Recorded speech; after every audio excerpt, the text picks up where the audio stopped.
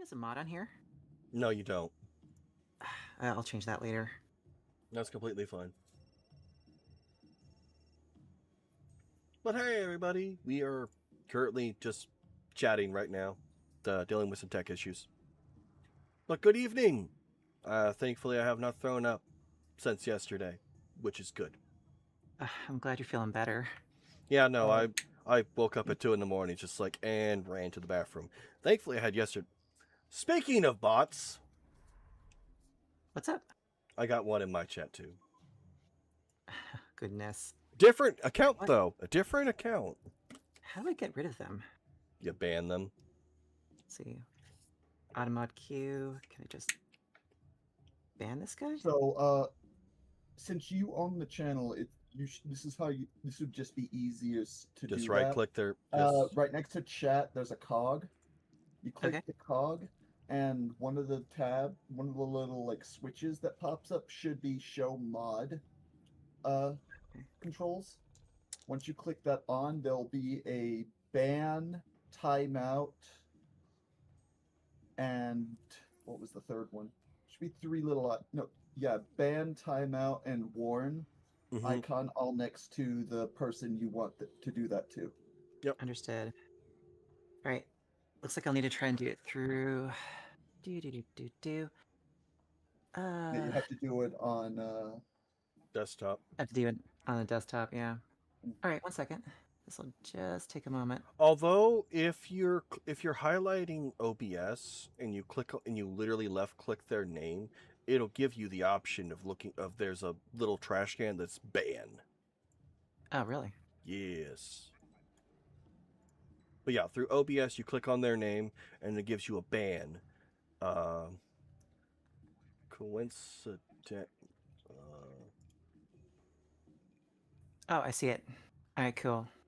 Because coincidentally, that also gives you the option of like if you have a mod, you can also unmod them or make somebody a mod through OBS by left clicking their name as well. Awesome. I'm gonna go ahead and make Key, my wifey, my spouse. You are now mod. You are now mod, Key Ellie. Please keep my channel safe. or don't. Or don't. Be a goblin. Embrace chaos. Here's a gun. Do violence. I don't know. Excellent. Oh, hello, my son. How are you doing? Kitty. Meow. Argle bargle and things of that nature. Yeah, it's a hedgehog. My cat's asleep on my bed. You cast Fireball. Unfortunately, Kit, we're doing a horror RPG. I don't have Fireball. But hi, Kit. How are Take you? a shot of Fireball. I would rather not throw up and have to cancel stream. Okay. No, like I would rather not go to the bathroom because I have no idea how long. As a quick reminder for folks before we start game proper, this game is probably going to include depictions of, well... sex, drugs, and rock and roll. Sex, drugs, rock and roll, drug and alcohol use, brutal murders, and slasher fic tropes of all kinds. So if this is not your jam, this is your time to go ahead and GTFO. Anyway, I will talk to you later. Almost done here. Soon. Okay. Just say the word. I'm ready whenever everyone else is. I'm sitting here talking with my chat. You have the horny stick of power. Power. Oh no. I'll wait. Oh no. Hold on. You didn't make them master mod. They don't have the hammer. I don't have the hammer. Ow. Thank you for the hydrate kit. Let's see. If you make Keel master mod, now they have the hammer. Everyone else has a sword. How do I make them master mod? That is through your channel. You create a dashboard. Go down to... A mod can still ban a person. Yes. Well, that's But good. but you go through community, you do roles managers, and you can literally where it show like moderator, you can actually turn someone into master moderator, and it gives them the Oh, hammer. understood. I will give them the hammer. And then anybody else that you wish to give moderator will just be a sword. Excellent. You are now lead moderator, Keoli. I think that's master moderator, right? Do they have the hammer? Let's take a It'll look. pop up next time they Chat. They chat. chatted. Yep. So Keo. we'll see. Chat. Say hi. I don't know. Oh, Question pretty mark. Gerblin. You have a question, but swords are better. I don't know. That depends. Because, I mean, if you hit somebody hard enough with a hammer, it knocks out their short-term memory if you don't outright bash their brains out. All right, folks. I think we're ready to start. Does it count for a frying pan? That is a blunt weapon. I mean, I have stats for a frying pan.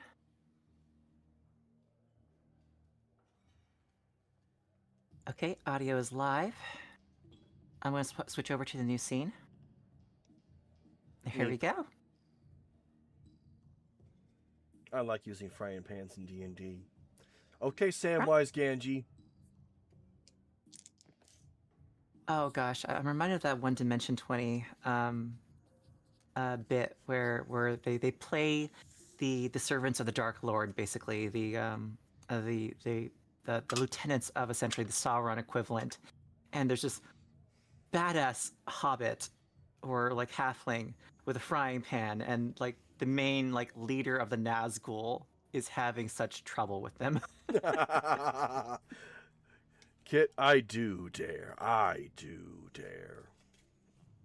Okay, Here you go. let's go ahead and do Hi, a quick sound Rune. check.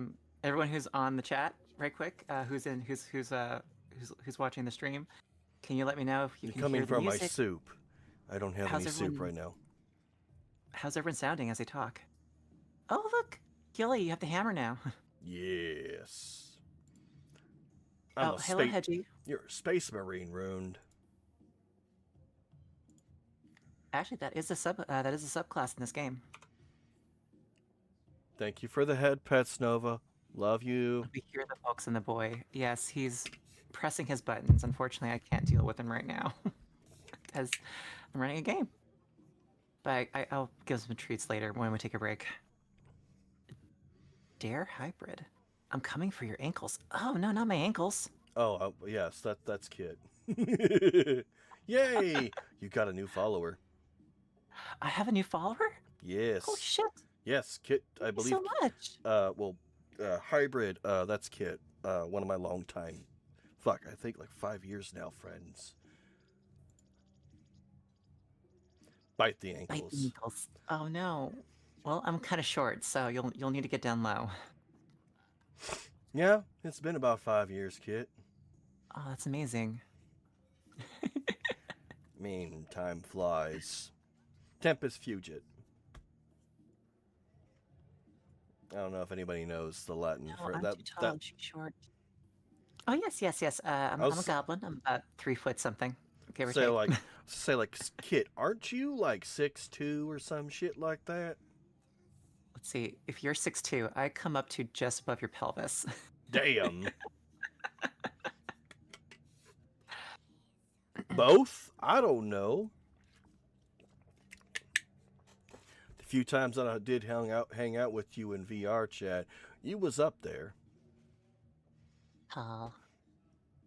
Confession. I do like playing the short little potatoes from Final Fantasy XIV. Lalafels. Oh yes, the Lalafels. Because if nothing else, I get to be a OC short little is potato. 15 feet. IRL is like 5'5". Kit, I thought you were taller than me. How big is Kid? Kit is 5'5". Oh, more reasonable. I come up to their belly. Short. The falafels. I'm just shy of 6 feet, Kit. I thought you was taller. My bad. The awful falafels. Yeah, I know I know your OC's taller than me because my characters only get about 6'4", 6'3" max. I Anyway, don't do the ginormous motherfuckers. the thing about the Lalafels is that the way that their camera works is that it's positioned exactly just above your head height Mm-hmm. as a Lalafell, and so you're like 3 foot something most of the time. I was say And like so because of that, everything feels so much more epic. I'm only big because of my race. Fair kid, Tried playing fair. Final Fantasy 14 several times. I can't get into it. Besides the fact that I had to play through the first story, which is boring as hell. You Yeah. can do a I story don't skip. enjoy MMOs. You can do a story skip. It's Yeah, true. but then if you do the story skip, it levels your character up, and I want to level up from level 1. Well, I can't fucking help you there. I appreciate like going through the initial story. Again, it was when it was first released. Oh God, the first time it was released. Oh, you This mean would be the second. you mean 1.0 1.0. and that Yeah, that hot trash? it was. I had such high hopes when it was first announced, which is like, oh, you could just level up your class by picking up a weapon, and that becomes your experience pool for that weapon, and even that works the same way for like subclasses and like occupations and professions and stuff like that. So you just pick up a weapon and roll with it, and it sounded amazing until I got my pre-order for it, and it was just like, oh, they overpromised and Yeah. underdelivered significantly. That's an enchantment creature, so that's another. Oh, the That's name of this game, Hybrid? The name of this game in particular is called Mothership Horror Tabletop RPG. A little bit of a mouthful. Most people just call it Mothership, but for the most part, it is a rather deadly, high stakes sci-fi horror gaming system. And right now, all of our fearless heroes are going to play either uh, space teenagers with a heck of a lot of money, with way too much money, as they go and explore an abandoned space station together. And or in the case of Ken's character, at the very least, a butler to one of the soiled-esque like space kids. You're having troubles hearing us. Is it my audio or is it Discord's audio? Because I could fix that. Fucking teenager with that Teenagers with attitude. attitude. God. And way too much unearned confidence and way too much money. uh, roughly speaking, the scenario. Unearned confidence? Excuse me. Athena has earned their confidence. Correction, Athena has actually earned their confidence. Everyone else is kind of a Just all the audio. kind of It's an a awful bit person. quiet. Okay. Well, I guess I'll start turning everything the hell up. Other chatters, if you'd kindly also help me out, see if it's a bit too good. Could be your shitty iPods. Oh, is it my audio or is No. is Nova's in my chat saying from my end it sounds bad. Which, interesting? You sound just fine. No, I meant for my stream. Oh, understood. Okay, so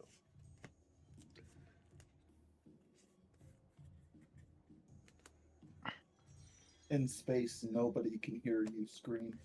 yeah, is true. but they can hear you fucking squeal. They can hear you fuck! Also a possibility. Yes. And you're right, Hedgie. It's more than likely attitude that's going to get them eaten, but that's part of the fun of this particular game.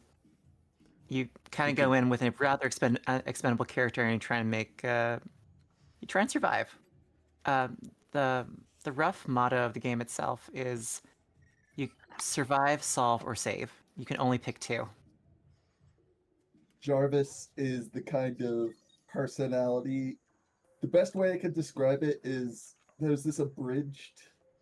They use a bridge, but it's literally just taking the scenes of and making no real sense out of them to make jokes.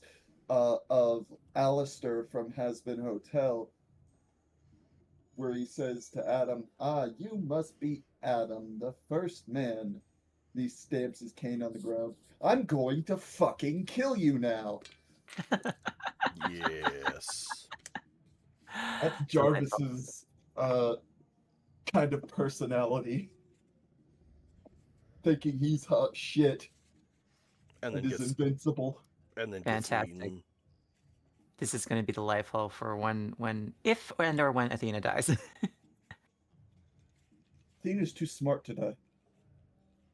True, true. So, who you're going to be playing of the two characters you brought to the table? Knight, who you're going to be playing first? Athena. Done deal. Awesome.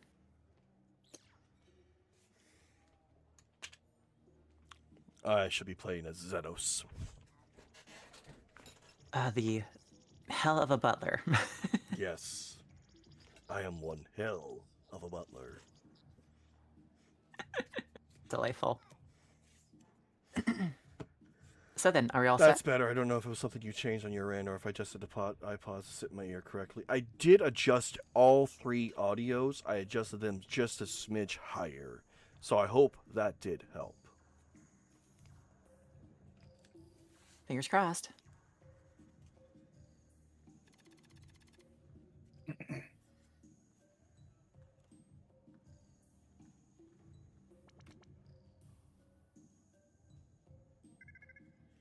the Rise is an uncommon. I can't put that in a pauper deck. Yes, I am going through magic cards while we get everything set up, because why not? No worries. Multitasking.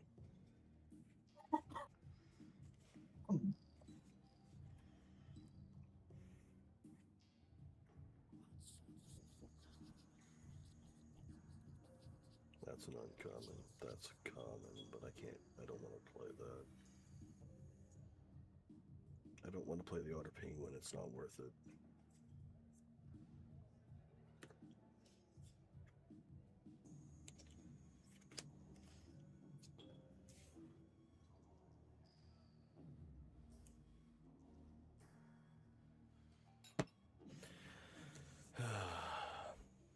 Meep. So that's our trajectory from 1 to 2. That's your trajectory. Okay. Going from the love system.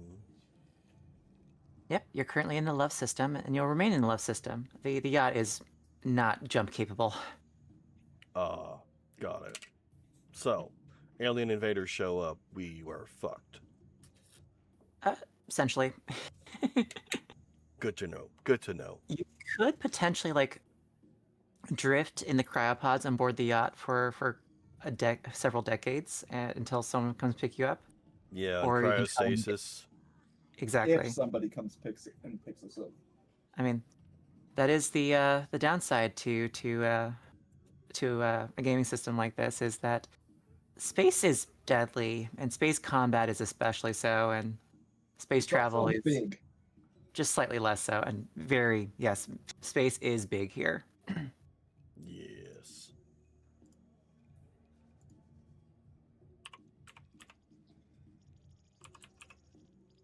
All right, how are we doing?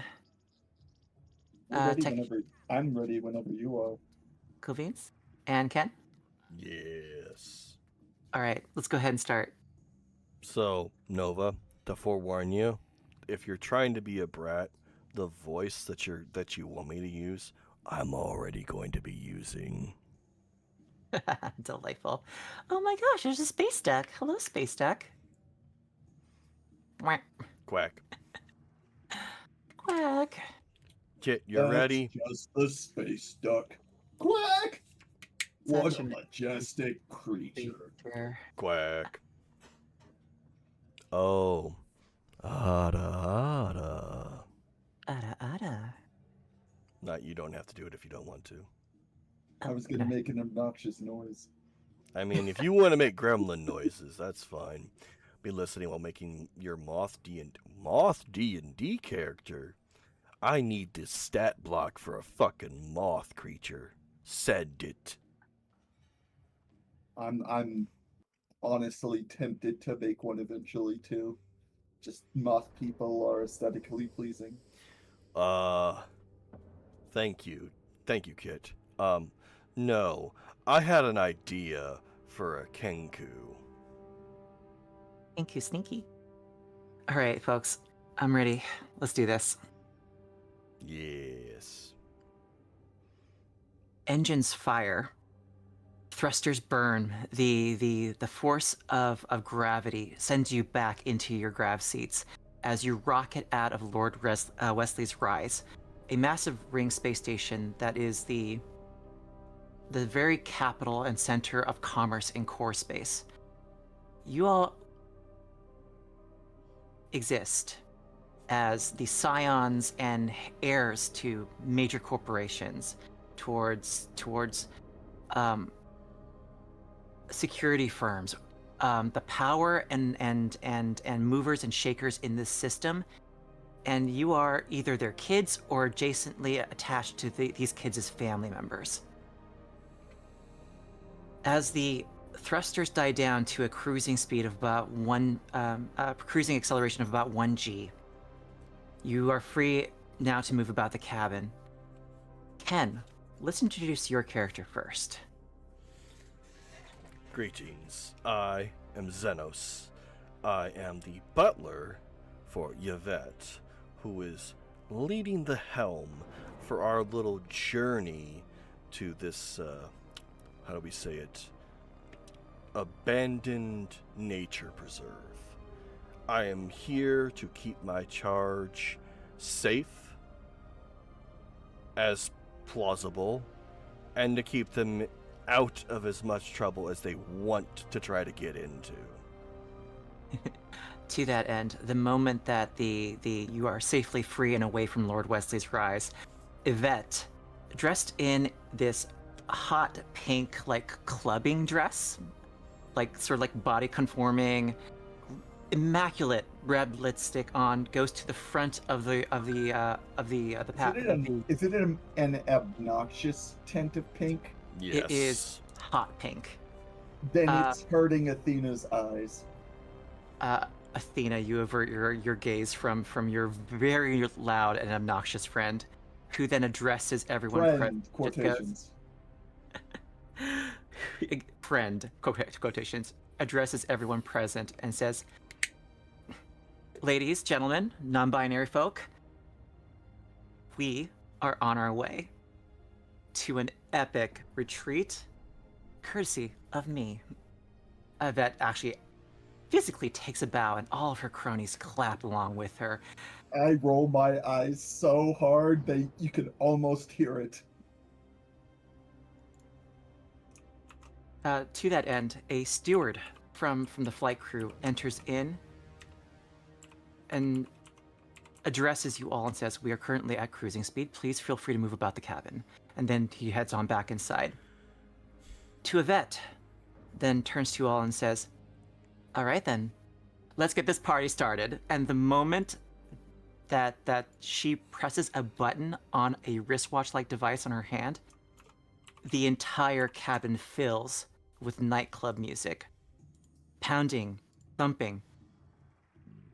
Billy, Athena, in the next seat over to you, says, "I composed this one." Like it, right? Now, Athena, Knight, describe your character. Athena is a non-binary clone of another person in the group called Hera. They're the backup clone for Hera in case something happens to them. Hera is the jock of the group, and Athena, because they're just viewed as the backup, they kind of are looked down upon in the family. So instead of basically relying on them in any sense of the word, they have secretly made their own side business. Hera's family's business is they're very much like the Umbrella Group. On the surface, it's pharmaceuticals, but to private governments, they make bioweapons.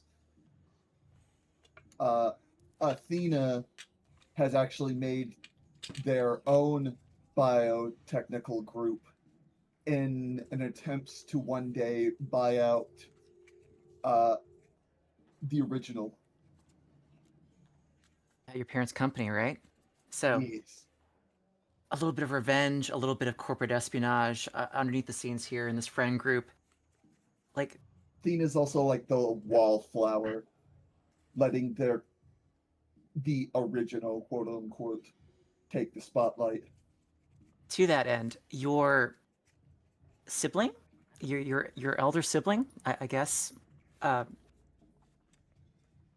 gets up from their seat and dons a pair of like mag boots that have been modified to work in even in gravity under acceleration, and so begins to just float about the cabin, and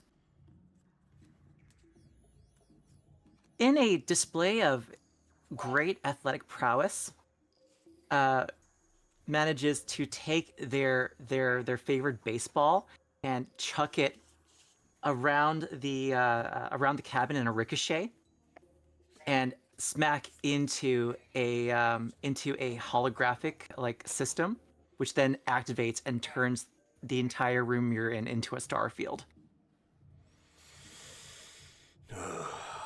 This again. Um, Athena, Billy, the person next to you, like stars in his eyes, like completely awestruck, is just swooning over your sibling. I'm While they're swooning, I'm going to slowly back away from them because I find him a complete imbecile. My Billy, sibling, I mean. I'm the Hera intellectual one. absolutely is. Now, it is then at this point that the one of the crew members pops up on over and offers you like a warm towel, a plate of a variety of different sort of like intoxicants and drugs. You see a little bit of cocaine too on there. You see a little bit of bliss on there. But you have your own supply, don't you? Yes. Uh, I'll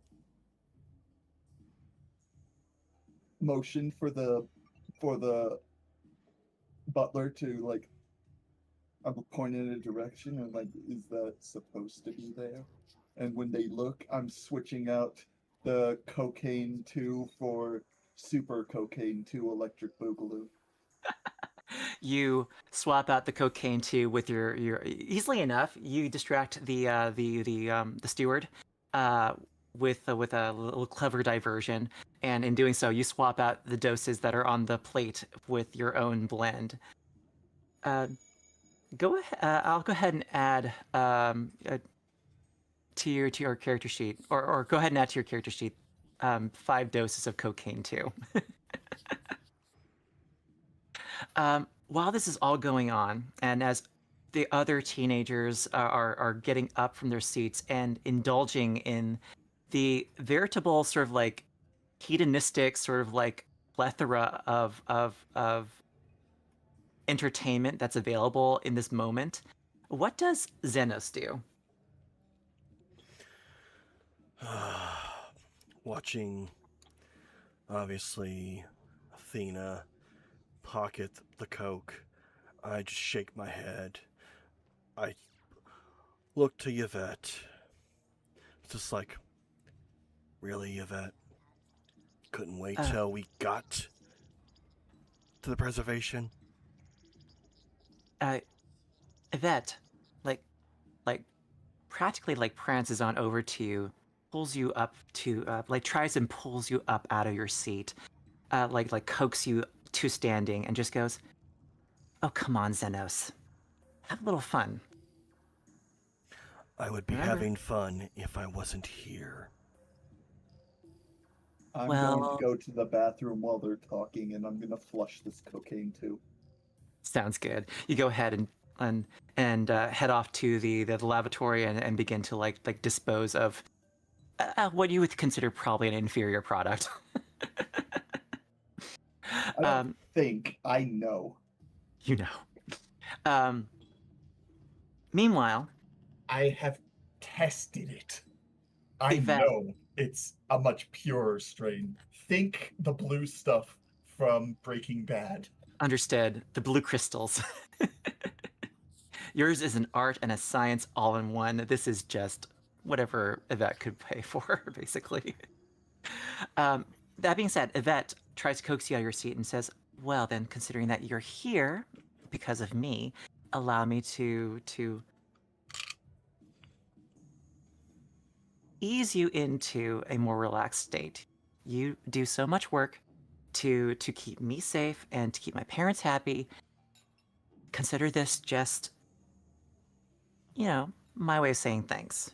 I'll tell you what, if the harder drugs aren't your thing, we do have some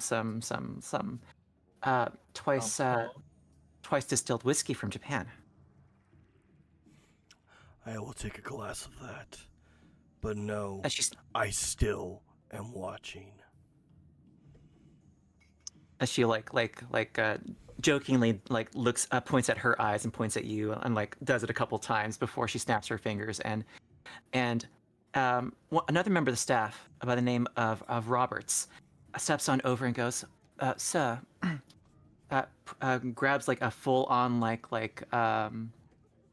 ball of ice, and then while in midair shaves it down with an ice knife, Mm-hmm. and puts it in a glass, hands it to you, and then hands you an entire bottle of Santori whiskey.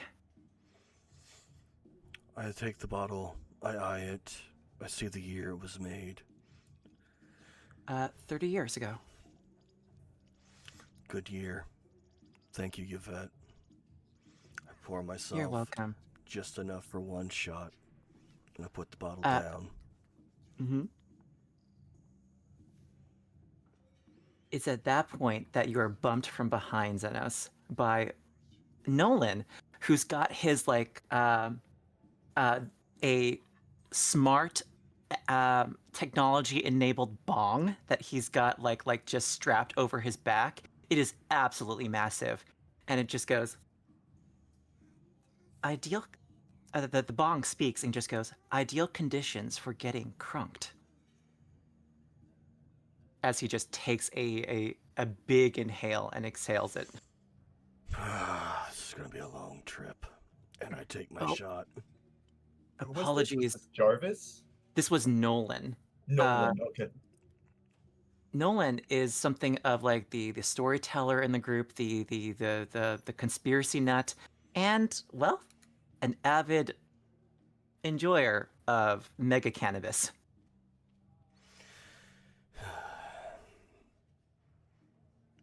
Still not paid enough For for weak this. shit, then.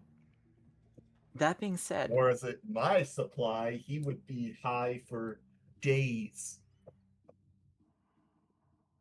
another of the party goers, Jamal, floats on over to Yvette and uh,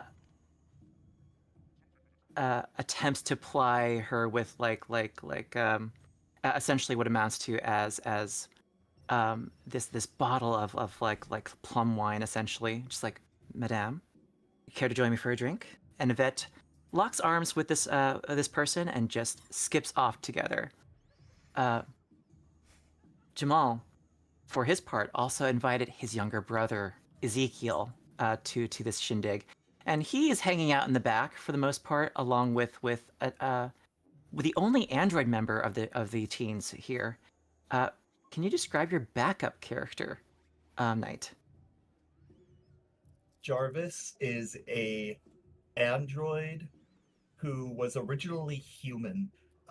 He had a what's the word I'm looking for? A Horrific accident. deadly disease that was killing him slowly, and their parents spent a lot of money to try and save them, but the only thing they could come up with was downloading his consciousness into a new body. And so that's what they did. And now that he is an android, he is living his life just getting all kinds of crunk, finding any drugs that would make an android feel anything. high because he knows how short life is, and he's not gonna die with any regrets now. It's also the one that will actively go skydiving or bungee jumping or scuba diving. They want to get as much living in as possible. To that end, uh, um, to that end, your character Jarvis is literally uh, like talking to Ezekiel from across the table as he's playing the chop chop game with a huge Bowie knife between his android fingers, like It's a doing the laser Bowie knife, with a so like a it's like cutting into the table every time, and so it's it's like cutting into spinning the up. it's cutting into the table. It's melting the plastic. It's melting the varnish off. It's the degree of precision is impressive, but you can see that even Ezekiel is looking at this, going, that's really impressive, man. Uh, to which And then without, and then what? While looking at his hand while doing this, he's gonna look up at him and still continue doing it with surgical precision. And every time he passes through one row, he does it again twice as fast. He's picking. It's like a it's blur just of picking up movement now. speed. It's just a blur of movement at this point. It's just like, So here's the thing. It's time Mhm. for a little chaos. I get up. I watch this. I stop. I stop their hand mid stab. mhm. uh, Just Jarvis's hands hover like an inch above his hand, and he just goes, uh, um, uh, sir, can I help you? the music is one thing. Hearing the stabbing of the table, I can do without. Understood, sir. I I, shall see I, this for. I will lift. He will lift his hand then, and then continue to doing it without the knife actually touching the table, and now his hand's just hovering like inches above it, making it twice as hard. Still, the degree of precision is impressive, and it's happening without making much noise. And And then, when poor Xenos' day cannot get any worse, the cabin's auditory environment is filled with the sound of food, food, scary, food, help, scary, Yvette, scary, ooh, scary, smelly, smelly, smelly, smelly. I And as a large Malamute dog with a Bow Wow brand talking dog collar bounds into the room. Ken, can you describe your other character? so my other character is Ozai, the Malamute. This is a bred dog for Yvette, courtesy Well, not of. Fred, because Yvette got the dog from Jarvis's family. Jarvis's Genetically family brings engineered. back extinct species. This is a genetically engineered space dog. Yes, a genetically engineered space dog, half husky, half wolf, Malamute. He very big, he very friendly, he very nice. He talk. Very dumb. Yes, he actually he's not very dumb. He just sometimes has dumb moments because dog. Um, Very no, food motivated, this one. very extremely motivated, and will fight tooth and claw for Yvette, as was I was deigned to do. Um, Uh, Yvette, as they are in the middle of Jamal's company, like calls on over, Ozai, come here, boy, come here, boy, and Ozai will pad happily over Master Yvette. Yay! it's adorable. When Adorable. Jarvis gets tired of playing the knife game with his fingers, he's gonna flip the knife in his hand, catch it by its blade, and then throw it at a dartboard. Delightful. Um, Jarvis manages to actually hit a dead center. Um, as chaos erupts, Billy, the musician from earlier, like pulls out his guitar and like begins playing that too, and it is all love songs and all of it directed at your character's sibling, specifically at Athena's sibling. To which a Athena didn't genetically remove their gag reflex, they would gag right now. exactly to that end, Mhm. one of the staffers, a very prudish steward, sort of like steps on over to you, Athena, and addresses you by your full legal name. The sound of screeching metal as my head is turning in their direction. For everyone's edification here, Athena is not actually your name. Is that right? Correct. You are Hera Chiron II. Athena is their given name, and you basically that person just basically dead named them. Mm-hmm. So, Hera Chiron II, Madame, would you care to indulge in any of the offerings of Miss Yvette here? So Athena has this cane that they keep with them, Hmm. and they toss it up a little bit, catch it by the shaft, and then grab a hold of the part where you're supposed to hold the top of the cane, and it slowly starts to unsheathe an energy blade in it, and trying to scare them away. Um, Go ahead and give me. This is going to be the first roll of the game, actually. I'm going to go ahead and say that this is going to be. Actually, no. This won't be a roll because this is a social encounter. How describe how you offend this person? Try and like scare this person off. You I'm unsheath the slowly blade. bringing out the blade, and it's giving off a low uh, hum noise. Do you Is stand? glowing Do blue, you and take it? I'm like walking towards them, like Uh, the the threateningly. the as you begin to walk towards them with a threatening aura, like oh my god, a flip has been switched, and just goes, oh my apologies. Have I offended? To which Leave. Yvette at this point intercedes and just goes, um, now then, while in the presence of my company, you are to refer to this one as Athena. I take And then I take the knife that I grabbed from the table and put it back down on the table. I literally palmed the knife. Like, as soon as I saw steel was about to be drawn, it's just like, if I have to fucking stop this, I will. to It's like a which vibroblade, by the way. It gives off like a energy hum. Oh no, believe me, my character knows vibroblades. I've heard them before. I just like, nope, I will fucking put a stop to this the hard way if I have to. so your cane sword in particular is not like vibrationally enhanced. It is, But however, it's got similar is kind of like how I imagine Athena made it. essentially it's like a piezoelectric sort of like electric kind of thing. But yes, it is a well crafted sword.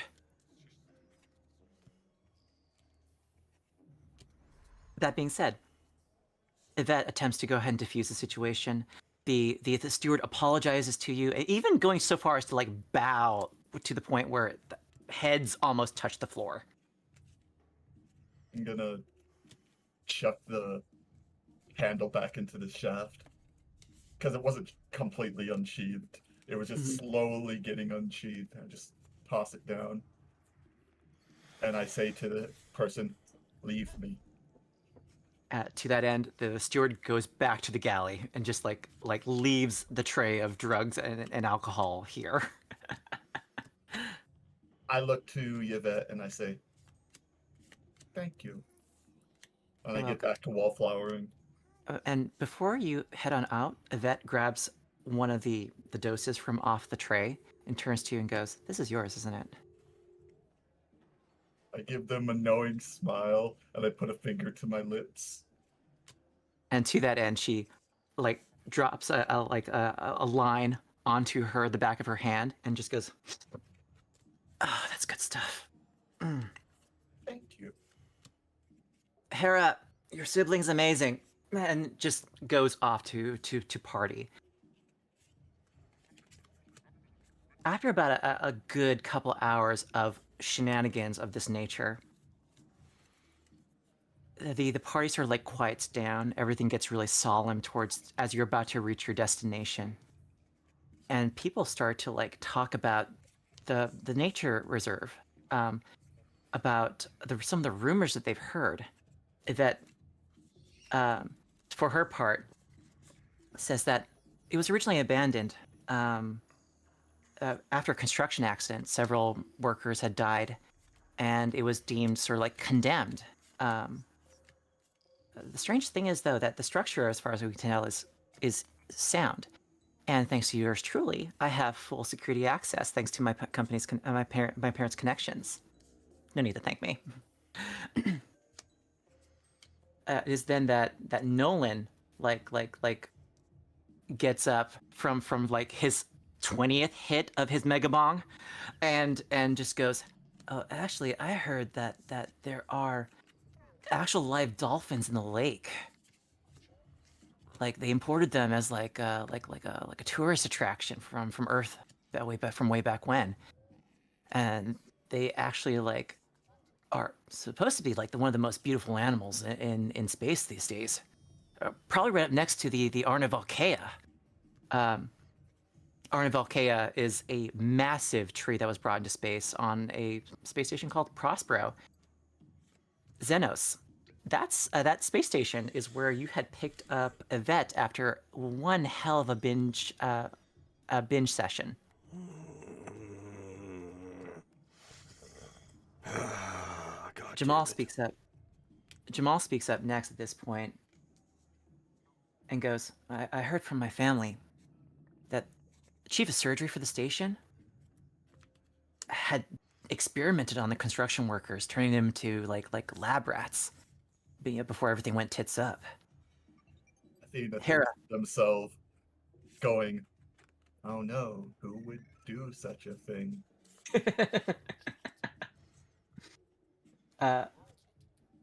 Hera like jumps into the group at this point with like a thud, and just goes, "Well, I heard that the ghosts of the 43 construction workers who died during the initial like establishment of the station still haunt the place to this very day. They're undead spectral forms haunting the hallways and forests of the reserve itself, beckoning people to their deaths." You wish To this I'm it gonna was point, that say to simple. Hera, and I'm gonna say to Hera and say, "I knew you weren't bright, but I didn't think you were this stupid." Directly to Hera. to Hera is, uh, stupid is as stupid does, my good sibling, and you've done enough for 2 lifetimes. Eye twitches, biting my tongue. I know I'm more intelligent than this buffoon, but can't blow my cover yet. Exactly. um, to which Yvette like beseeches the rest of the group here gathered and just goes, "What other rumors have people heard?" A tall tale to share sounds like an excellent way to break the ice before we actually get to the destination. Athena's done with this conversation and is going to tap a little button on the top of their cane, and an electro monitor with a keyboard is going to pop up, and they're going to start doing some calculations. Fantastic.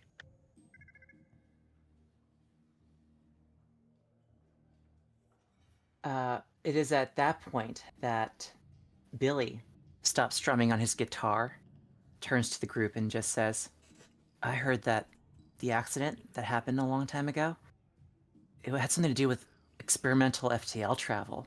Like a wormhole opened up, and space demons came through the portal to hunt the sinners that had dared tread on their domain.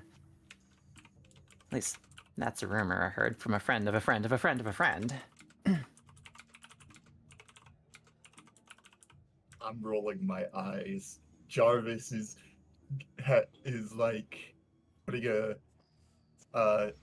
one of those table napkins over themselves and acting like a ghost. Ooh, spooky! Hera like turns to Jarvis and just goes, "Settle down, spooky bot." You can't tell me what to do. You're not my real Parental figure. looks at you. Eyes are scanning them. Snaps finger. Parental figure.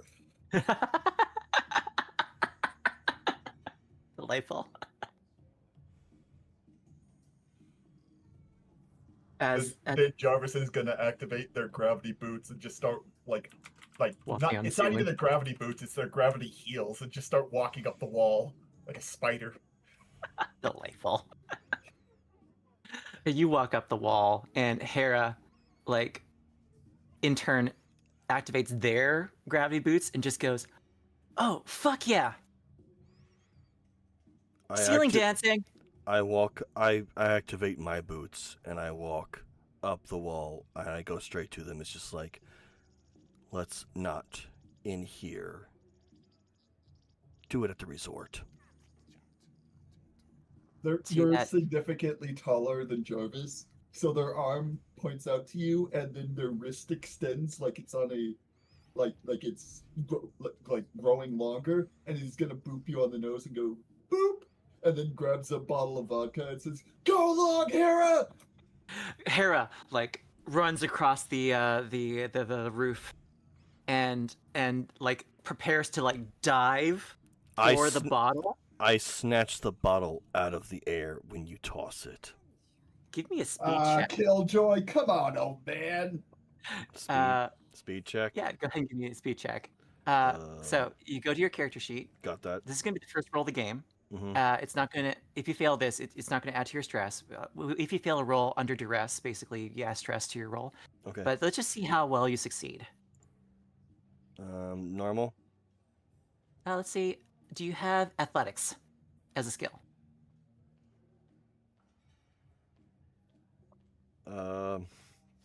Does military training count? I'll consider that as military training. So click on your military training skill, Mm-hmm. and then you should be able to like select that this as a speed test and just roll it as per normal. 76. So the thing about failure in this game is that the stats emulate what it's like to be a squishy human being on their worst possible day. Mm-hmm. So a failure in itself doesn't necessarily mean an outright failure unless it's a critical failure. Not being a critical failure, how does this action by these rambunctious, high and very drugged up teens throw you off your game as you catch this thing out of the air? I immediately turn and look at both of them. It's just like, Activate my cloaking device and go invisible. calm the fuck down. Get on the fucking normal ground. Play catch at the fucking resort. I still have the table sheet over me so you can still see me, but the rest of me is invisible. Ken, Xenos is saying all this as tumbling through the air. He manages to catch the bottle before anything bad happens to it, but it is an awkward catch as you are basically attempting to scold people while also deal with potentially thrown projectiles at the same time. But in doing so, you manage to go ahead and catch it and keep it get it under control.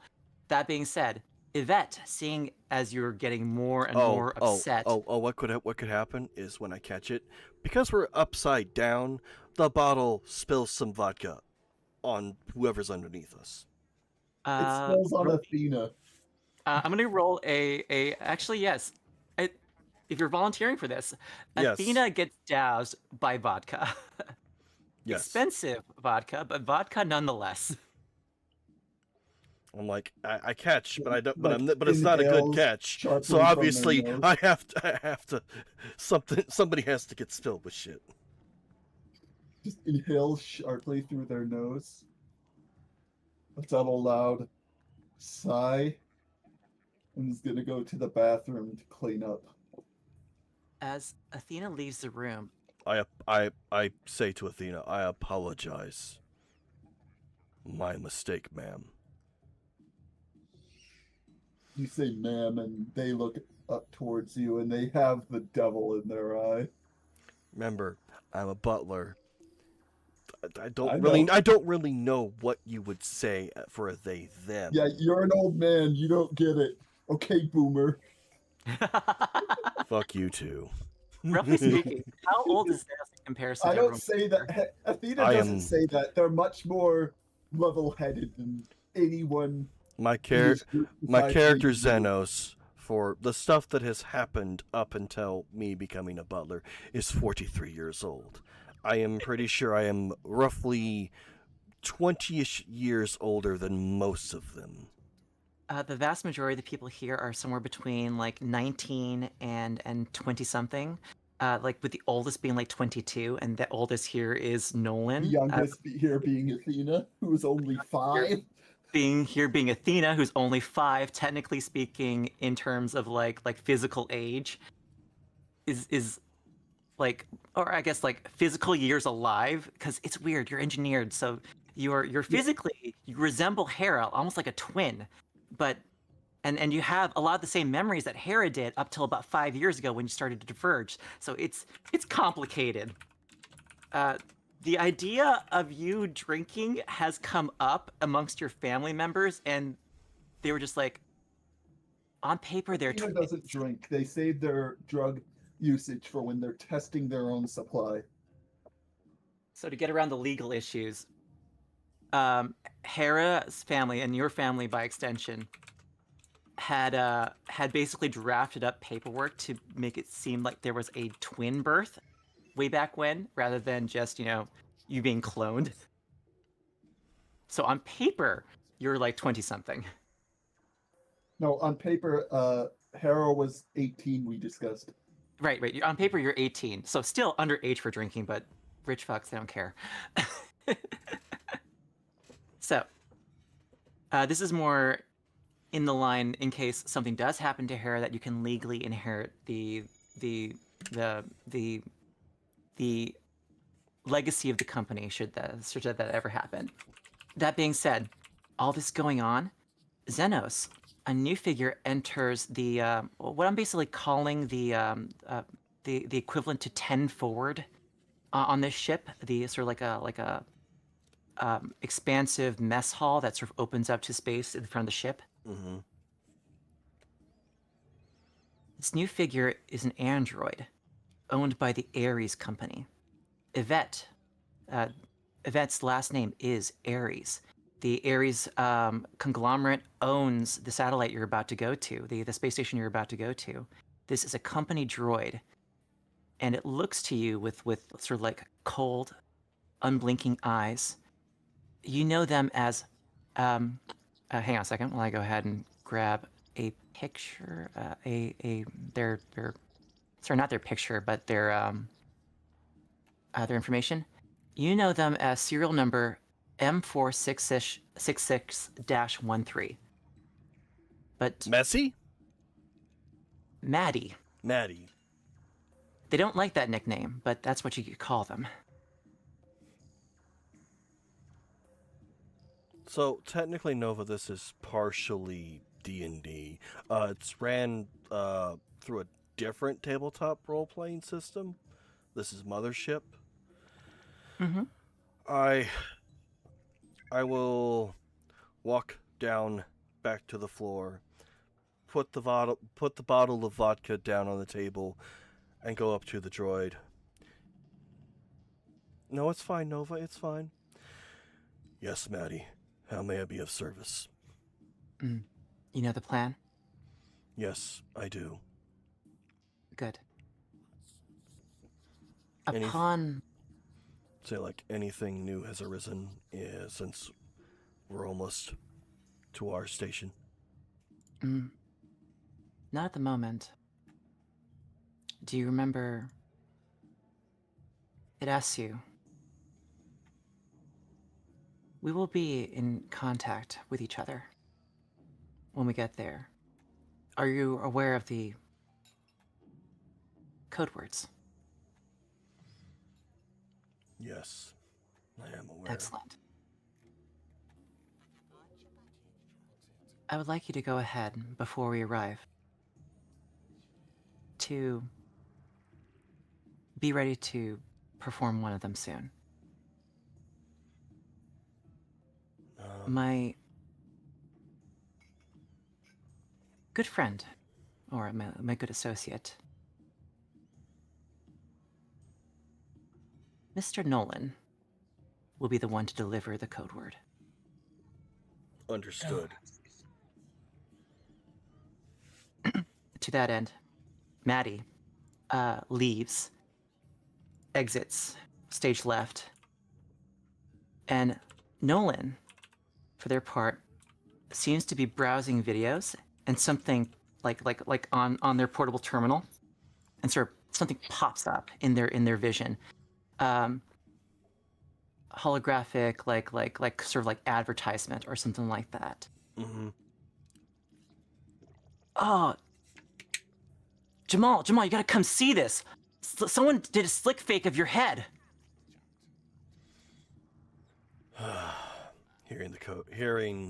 Hearing that phrase, I immediately about face and head towards Yvette.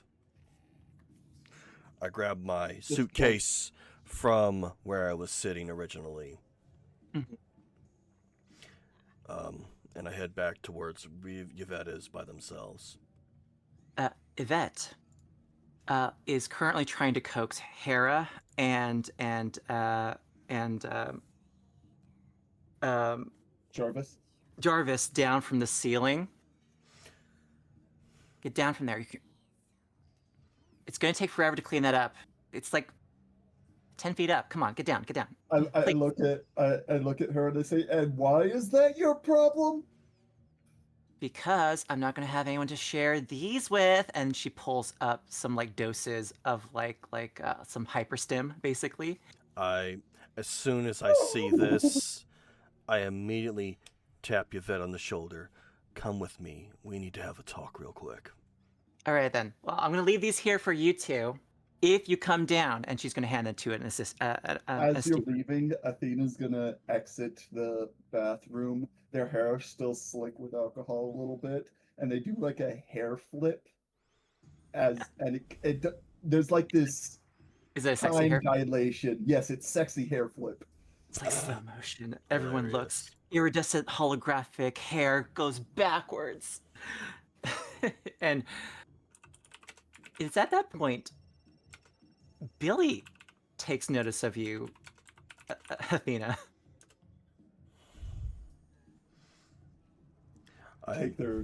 They take their glasses off of their shirt that's still slightly moist and put them back on. And Billy kind of snaps out of it, like for the moment, just like an existential crisis develops in this young man. It's just like, am I attracted to the other twin? I will keep my horrible comment to myself because we are streaming. Fair. But that being said, Hi, Yvette daughter. calls- I lead Yvette off into one of the side rooms away from the others. And while we're doing that, pull out a single photo and I look Yvette straight in the eyes, just like, you don't want to, Xenos, you don't, what's going on? you need to bring it down. I flip the photo forward, showing some form of evidence of what they have done, including this particular piece is her watching a live fire exercise on a human. Just like you need to bring Yvette it. You snatches that photo out of your hand and looks at it. Uh, you need to. how You don't did you need get to know. this? You don't need to know how I know, but you need to bring it down. You need On to the bring everyone down. I don't on the back care. of the photo, it just says in like bold red letters, like someone scribbled with a Sharpie, I know. It just goes, who knows about this? If I tell you, then it's too much, and then someone will stop being alive. Now, bring the party down a couple notches for your sake and your friends. Okay, a couple notches. All right, Senos. A couple I notches. I don't care about the alcohol. I don't care about the drugs. But it's going just a little too much. This is still your parents' shuttle taking us to where we're going. It still looks bad on me having to explain the mess. You hear glass shaking, Senos. glass breaking, Go get your as Jarvis friends begins to to calm down. Okay, to okay. shoot down glasses with rubber band, and they're falling on the ground, breaking. I'll I go am take care of it. I She like immediately she like I immediately about face and walk out of the room. she like takes in like a sucking breath as that happens and just fuck, just goes to try and wrangle her party into something less rambunctious. I will return to the main foyer where we're all standing, but I will put my back to the wall and observe. Um, The entire to be fair, time, the entire time, I'm just staring down Yvette. Yvette does her level best to try and get the party under control. She um, wrangles Nolan, Hera, and Jarvis off the Jarvis ceiling. down off the ceiling, and sets them up in the corner together where they can go ahead and indulge in some rather mellow drugs. uh, Meanwhile, um, Jarvis's eyes go kaleidoscope on the first hit. Jarvis, your RGB like screen eyes just go like a fever dream that a computer is having as it tries to make sense of images and hallucinations at the same time. And so it's like almost like trying to find patterns in nonsense, and it is reflective of what you're seeing in this moment.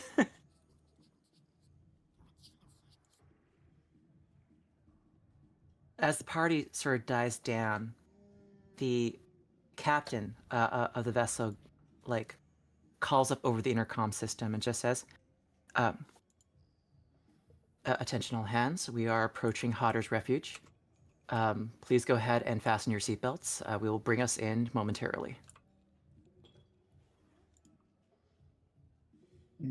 Athena's gonna go sit down and fasten their seatbelts. Jarvis is too out of it to stand right now and is just kind of comatose. Kind of like wobbling. um, Xenos, as this has been going on, you can tell that while wrangling everyone here, Yvette's mind is locked on something else. Whatever the effect was of the company to plant the idea that she's not invincible appears to be working in some way. I just sit. Well, I continue still standing and just watching everything going on and making sure that everything stays calm. So, in a sense, what we've seen here uh, with our characters has been just one side of this, with Xenos in particular, has just been one side of the story. Xenos, would you like to share with our audience what your actual mission here is? My mission here, outside of protecting Yvette, is to corral and harangue to make sure that she stays in line, because she is still the daughter of the owner of the company. It still looks bad if she goes basically AWOL. I am to keep her in check and safe, and to make sure that she gets off the habitation safely. Excellent. I have ways of containing and corralling the situation, up to and including doing horrible things. Excellent. And this is with the express approval of her parents, is it not? Yes. Delightful. So then, it isn't very long before you find yourselves at Hodder's Refuge. It is a ovoid-shaped space station, a bubble hanging in the black. It lots of corridors and various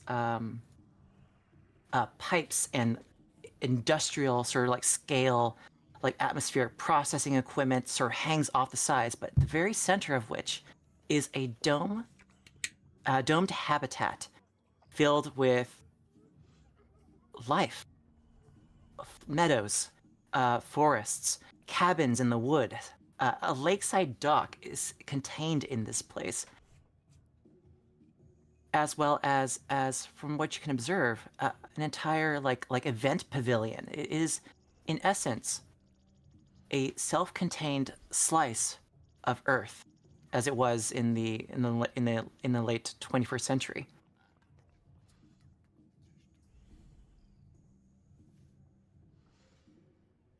Approximately, the habitat itself is about 1.5 kilometers long, a little bit over a mile for a Our little bit less English than a people. mile For uh, our for for for our for freedom our units. for freedom unionist loving people, and it being an ovoid is 1 kilometer wide at its shortest length. But as you get closer and observe the structure through the dome, as the ship makes a flyby around it under power, you see that inside it's not just pristine. There are decaying structures. There are a piece of equipment rusting as you like hover and float on by. Parts of the structure beneath the main sort of like a dome itself are have broken off or have received meteorite impacts. As you take a look around and observe the habitat itself, you realize that some of the access corridors that ring the station itself are locked down, red lights blinking in the black, to indicate that those areas have been deemed like depressurized, essentially.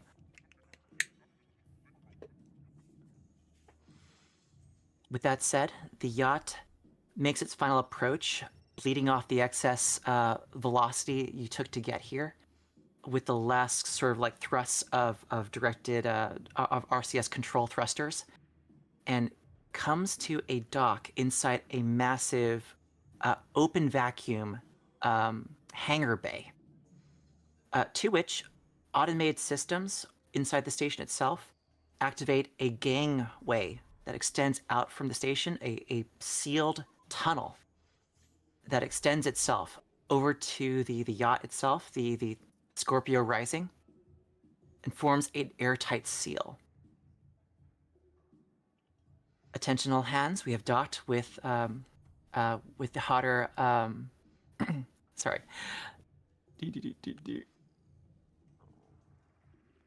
Hodder's Forest Reserve habitat.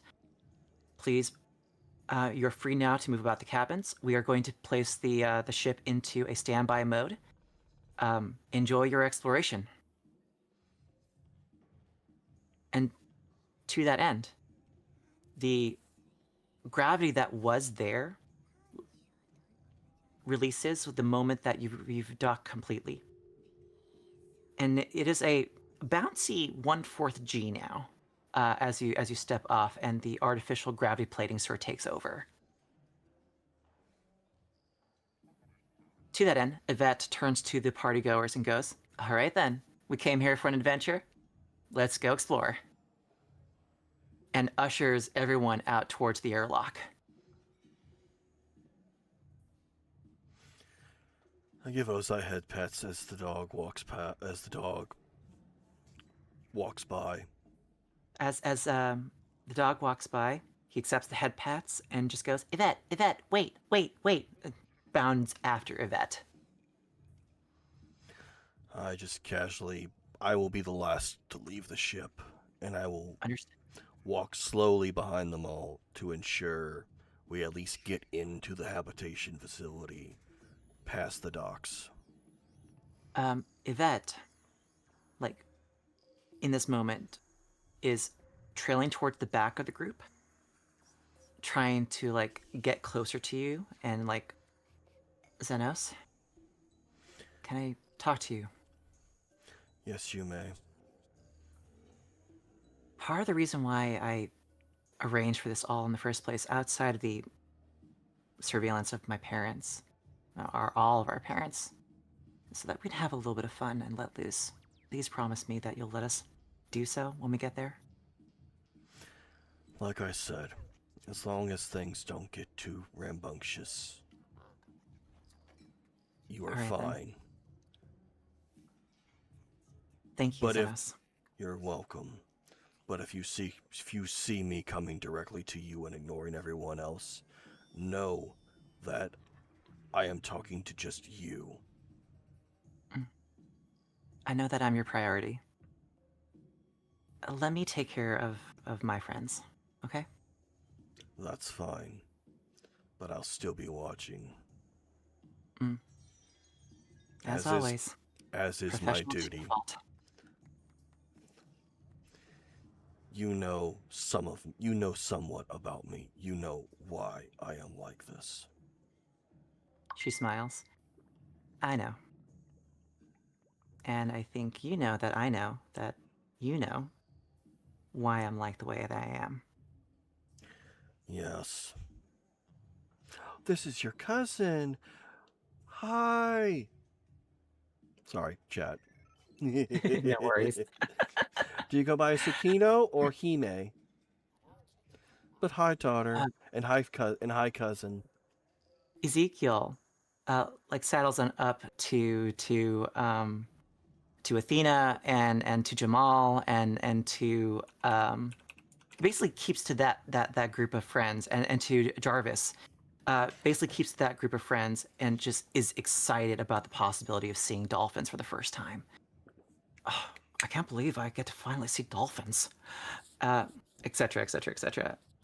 What is Athena doing as you walk across the gangway, the what's it called, the jetway, into the station proper? Athena is turning on their recording device in their glasses and is thinking about Thank you for the follow, Kino. what new Much life appreciated. forms they may encounter here that they could run tests on. Thank One of the you. rumors that you had heard is that there is a possibly like a fungal outbreak that is hallucinogenic in nature. Does it have any other qualities besides hallucinogens? Because It's not not just... a good hallucinogen. It's just a really bad trip, from what you understand. Like, Love you too, daughter. according to the rumor, at the very least, it gets worse the more time you spend in the access corridors. That could be a very interesting weapon. Mm-hmm.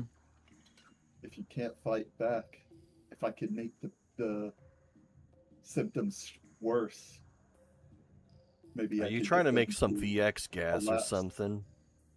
I mean, this is a teenager who is basically starting their own like bioweapons company, so I guess VX it is. delightful. Super mustard gas.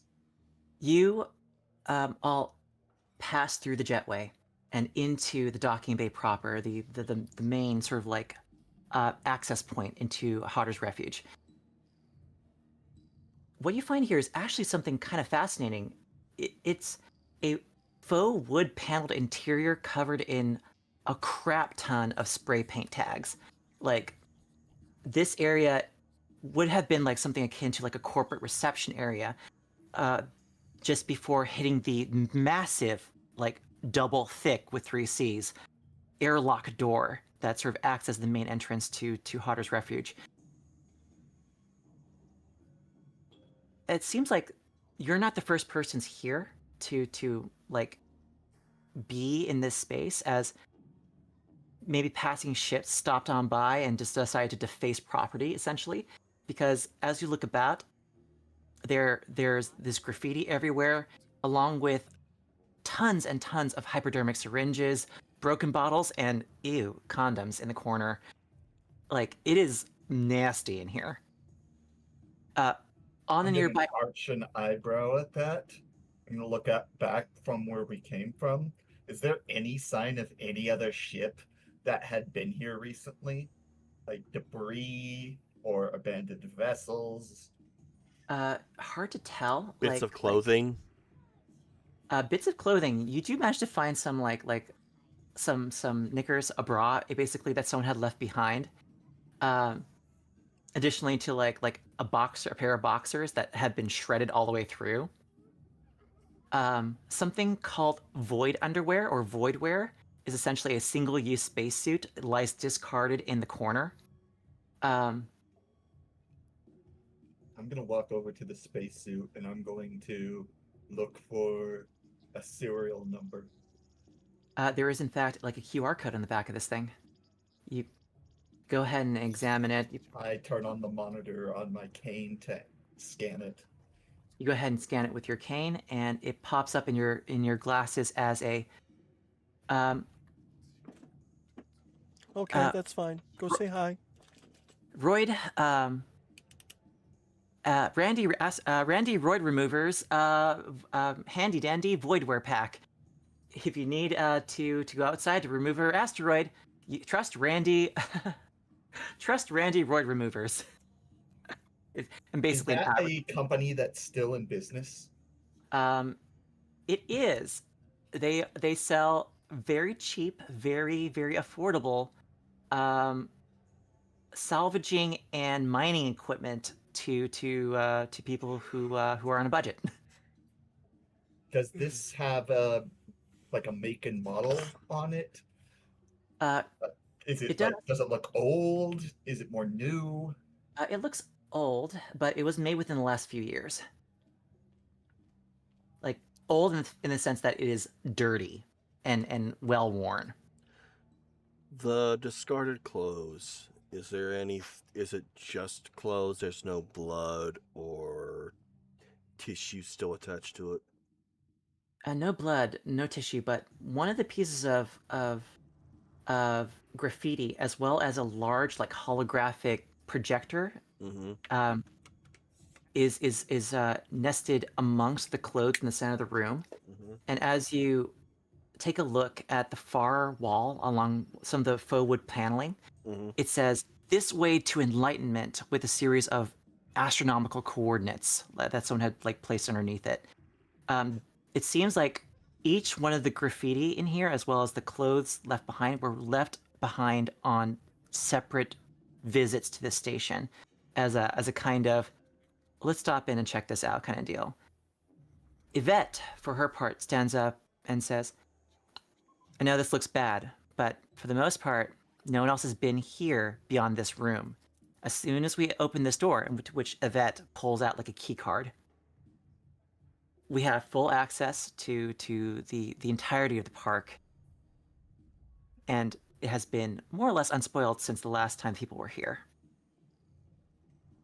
As you approach the little holographic projector, Mm-hmm. it activates Xenos, and a doon doon doon doon doon doon doon doon sort of alarm goes off with a big red holographic warning in midair that says, "Warning, this property has been condemned. Warning, this property has been condemned. It is under the management of the Ares Corporation. Please, if you are not authorized to be here, you are considered trespassing, and the authorities will be, and you are required to report yourself to the authorities. I go up to the panel and put in my authorization code to deactivate the alarm. You go ahead and punch in the code. The same company sort of the company sort of briefs you on these sort of things, and it deactivates. Continue as you were, Yvette. To that end, Yvette grabs her key card, places it on the card reader. After a couple seconds, the hydraulic mechanism of the door begins to and slowly grind open. These blast doors are incredibly thick. Like a standard airlocked door is like maybe like a couple centimeters thick at most. This is like a foot. It's definitely to keep something in or keep something out. Roughly speaking, for folks who use metric, about 1/3 of a meter. I'm gonna look towards. I'm gonna walk towards rather. Oh fuck! What was her name? The one you're here to keep safe, Yvette. Yvette. And I'm gonna say, when was the last time this place was opened? According to family records, about 2 years ago. This was actually today's the anniversary of the accident that happened back then. Thinks to themselves, ominous. I mean, we wanted a thrill. As far as I can tell, it's safe. My family's had this place for years, and nothing's ever happened to it. Besides the accident. Besides the accident, but since then, it's been dead quiet. And They say hi. I say hi back. and the gazebo here has every known chemical enhancement you can think of. Uppers, downers, sideways. I thought you'd be excited about looking into that, Athena. Hera, for her part, chimes in, for their part, chimes in and just goes, "I know I am," and just starts running through the airlock door. Well, like Athena says, and then walks through the door. Jarvis comes up behind her and says, "If we find a dead body, I ain't touching it." They should have cleaned up the accident before we even got here. To that end, standing on Unless it's still walking around. Ooh, Jarvis You says. wish it was that simple. spooky noises. I just shake my head. So I'm going to move you all. Waiting for the rest of everyone to get inside. Absolutely. I'm going to move you all to the new map now, so that you can see what this place looks like. When we go inside, do the airlock doors close behind us? They do not. They remain open. I want to check the console for something. I'm going to switch us over to the new scene. Cool. Hopefully that shows up on the stream soonish. Yep, I see it. Nice. Here we go. So, you are right about here, the docking bay. As you head on inside, past the docking bay, through the main sort of like thoroughfare, there is like a T intersection that leads to a series of access corridors to the north. And to the west, head off down some sort of like additional set of access corridors. But the main thoroughfare that you see sort of like funnels you through to hang on a second while I go ahead and find a book. Through to a large dance pavilion, a gazebo in a picturesque forest clearing as you step out into the artificial sunlight of this place, as you hear birds chirping. You hear, oh, hello, Bobby. You hear the wind whistling as artificial like weather systems sort of like kick online for the first time in years. The dance pavilion itself is something of a marvel of engineering. As you approach, you see like silhouettes of human-shaped objects, people maybe, sort of like huddled in and around the dance pavilion itself, and an open air bar basically just behind them. You know, like how like And moving? when people like walk on through, like or like close up shop for the summer or something like that, or close up their house for the winter. They'll like put plastic tarps over everything. They're It protected it's kind of from feels like that, damage. And protected from damage. are these people things moving, or are they just standing there? Not moving, perfectly still. There, as you get closer, there is a smell of like ozone in the air, like from electronics that have come online recently. But there is a staleness to this place. There is a stillness. Ezekiel and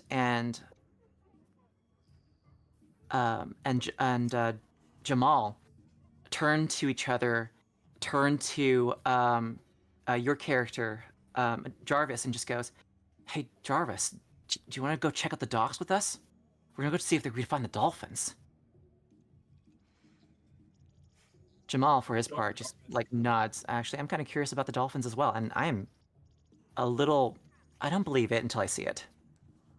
Jarvis is like, goes, last one there is a monkey's uncle, and starts running like full speed. The moment that you do so, like Jamal, like moves to just basically disrobe, skinny dipping, and Ezekiel follows soon after. But as Xenos and Athena walk through the dance pavilion, do you pull the tarps off of these figures at all? Yes. Xenos, you walk up to one of these figures and pull the tarps off of them. The cloth gives way, a kind of like mealy feeling plastic, like it was meant to be like a shower curtain material at one point. It just falls away, and what's underneath is a frozen robot, sort of just stuck in time in this moment. And you see that it's dressed in like a rather dapper looking. One sec, guys. I've got to go break up a cat fight. I'll be right back. I'm Okay. sorry. You're fine. It's all good. I'm gonna say, like, how is everyone tonight? Yes, I know this isn't our normal Tellurian nights, but because Ink is sick, uh, we couldn't do a normal session. Um, I'm still technically a little under the weather, um, but thankfully I've managed to keep food down today. So, but yes, no, I. This is actually fun, getting to play something quite different than my normal shtick, I would guess you want to Okay, call I'm it. back. The cat fight Welcome has been back. averted. Cool. Welcome back. So, as you go ahead and pull this away, it's revealed to be a robot, a rather cruder model. It's not like quite like an android. It's more like a very like a facsimile of a person. It's Mm-hmm. much more angular. It's much more chrome on this thing. It doesn't look organic at all, but it's sort of like dressed up in kind of like a dapper ideal of what it means to be a partier or like a dancer. And you, as you look around, they're all sort of like dressed up as like revelers, as ballroom dancers, as go-go club like goers, like scene kids, etc., etc., etc. As you go through, and it looks like at one point this was an automated dance pavilion. Athena's gonna walk up to one of these robots. Thank you for the hug. Pull a cord out I from the hope tip of so their as chain well. and plug it into them, and is going to try and reactivate them. Okay. So everyone has something to do, and Athena can go off and do their own thing without anybody questioning it. Awesome. In that case, I would like you to go ahead and give me, uh, do do do do do, uh, give me an intelligence-based check. Do you have engineering, computers, robotics as a skill? Skills. I do not. I have surgery, pathology, zoology, and chemistry. Go ahead and give me just a straight-up intelligence roll then. But I think, if I remember correctly, with you being a science geek, it is quite high. Again, you're under no pressure at the moment. Cool. That's pretty close, though. I believe that you had to get a 56. You got a 61 on that roll. Roughly speaking, that's close enough to even though you fail, it takes you a little bit of time. It takes you a little bit of finagling, but you actually manage to get one of the robots up and running, and it just goes, turns to you, and offers a hand to dance. I take a step back. Athena's not a dancer. To which Hera steps in and just goes, "Mind if I cut in?" and just begins dancing with the robot. Billy, for his part, like guitar strapped over his shoulders, like across his back, and just goes, like almost seems to look piningly at Hera as they are dancing with this robot, and then eyes the bar, and just goes, "Holy crap, they have drugs on tap," and just runs up to it. While all this is going on, what's Xenos doing? Silently observing, keeping an eye on you, Fat. Yvette. Obviously, I see the two that ran to the water, stripped naked, like Right. shaking my head. It's just like, Once Jarvis gets there, he's going to tap a button on his chest, and his holographic clothes is going to disappear, and he's going to do a Cannonball. running jump into it.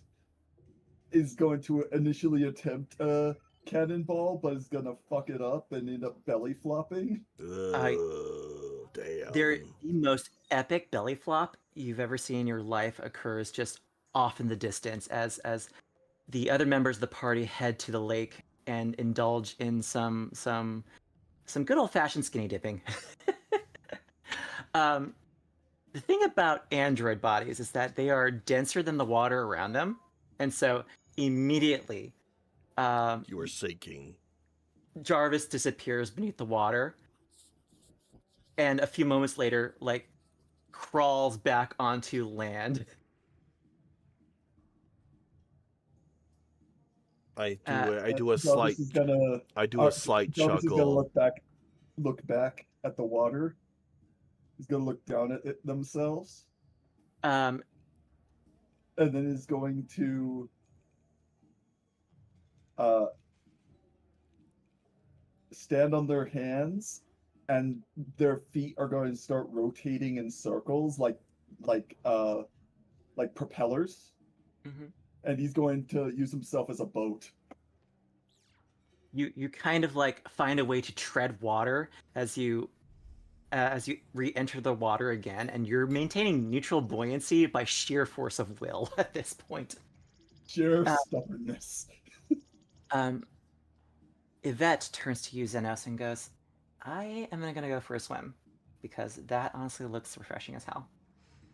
Be So careful. feel free to watch from a distance.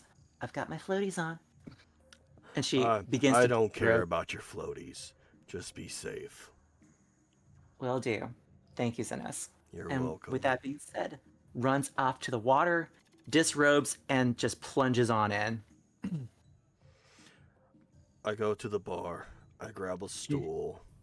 I go closer towards, but I don't get any closer. I just sit at the stool and listen and observe. Understood. Athena's behind the bar right now, picking bottles off the shelves, scanning them with their glasses, and if it's not something interesting, they're putting it back. And if it does come up with like a similar chemical makeup to something they've worked it with in the past, they'll set it aside. Sounds good. Um, Looking the bar over, behind the bar itself, there are these cartoon bare-faced pill dispensers that Pass are just dispensers, set let's go. yeah, like Pez dispensers, but for doling out drugs. Uh, and it is just littered with this stuff, along with like alcohol of top shelf quality, basically just all behind here. Um, there are like legitimately like taps, like dispensers, like mechanized dispensers back here, designed to dispense some really high quality drugs. Zero hangover stimulants, depressants, and hallucinogens like I'm trickle out taking of those these machines. I'm taking those anti-hangover pills Mm. as I'm like this thinking to myself this could help uh lessen the side effects of some of my battle stimulants. Um, Billy, like walks up onto one of the dispensers specifically, like one of the depressant dispensers, and like goes up to it just as like Nolan lunges over the bar backwards and like opens his mouth underneath a nozzle and just goes, Billy, do it, do it, do it, and just Billy just like obliges and presses the button, and several pills pop into this kid's mouth as he just dry swallows them instantly. His eyes go wide in like tea saucers into circular plates. Hearing the sound of do it, I turn and look back towards the bar. As you turn back towards the bar, like towards the bar proper, or To where like to behind where the bar, to where they're where they're yelling at. across the bar top, right, maybe to the right of you is Nolan, who is like almost like doing like a backstroke backwards into the bar proper, and has got his mouth underneath a drug dispensing like nozzle. I look at my watch. It's just like, I wonder how long till they OD. And then I look back towards the lake. You don't see a vet. I get up from the The stool and start walking towards the water. the two brothers are like looking at each other and looking around, and they call out to you. See something odd down here, Jarvis. As you approach the bottom of the lake, just heading on down, you don't need to breathe because you're an android. You have an internal oxygen supply for your non-organic components, and you just float down here, and in the stillness of the lake, in the stillness of the light shimmering through the surface, and you see a figure dressed up in a vacuum suit, just standing there with a cloud of blood around it. I'm going to activate my enhanced muscle pressure so I can move a faster pace, and I'm going to run towards them, thinking Yvette is stuck in that thing because they got hurt or something. You see the figure lift up some sort of small device in their hand and press a button on it. And in that moment, as you're down here, the lights go out overhead. Muffled sounds of alarm ring out through the habitat as emergency lighting comes online, lighting pathways and little else. A a uneasy calm comes over this place as the figure pockets the control and pulls out a bladed weapon, about a hand and a half long. That's when Jarvis is like, nope, I already died once, and is going to immediately run towards shore. Xenos, above the water, absolute panic and pandemonium. The artificial lighting has completely died. There is no sun. It begins to get unnervingly cold as emergency lighting comes online, as alarms blare and automated voices ring out through the habitat. Exterior docking bay in lockdown. Blast doors lowered. Depressurization warning. Power warning. Internal fire warning, warning, warning, warning, warning, warning. It just rattles off a bunch of these warnings. Activating emergency power supply. Power supply fail, power supply fail, power supply fail, fail, fail, fail, fail. Warning, control room override and backup generators required. And then, Xenos, your hypersensitive hearing, the hearing of a soldier, hears the sound of hydraulics, emergency hydraulics engaging. A failsafe measure to protect the habitat from explosive decompression. But you know, without power, there's no hope of getting those doors open again, as the doors to the docks seal shut.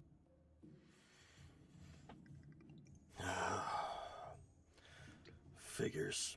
The one time that I let Yvette have some fun, this shit happens again. Pull out my gun. Walk towards the water edge. I yell to everyone, get out of the water, get to the bar, get to the pavilion, and stay there. As Jarvis is running on the bottom, he's going to spin his hips around, and his wrist gun is going to pop out, and he's going to begin firing. You head to the bar. You run to the bar. Xenos, you also have a hidden weapon on you. Can you Yes. describe what this is? I basically have a Derringer for emergencies outside of the combat knife that I manage to sneak around every now and then. But I have a Derringer. It is literally up close, personal. If I have to contend with something, I'm doing it now. I'll fire both bullets if need be into whatever's in front of me. Sounds good. Would he hear the gunshots underwater? Because it's not a complete sound.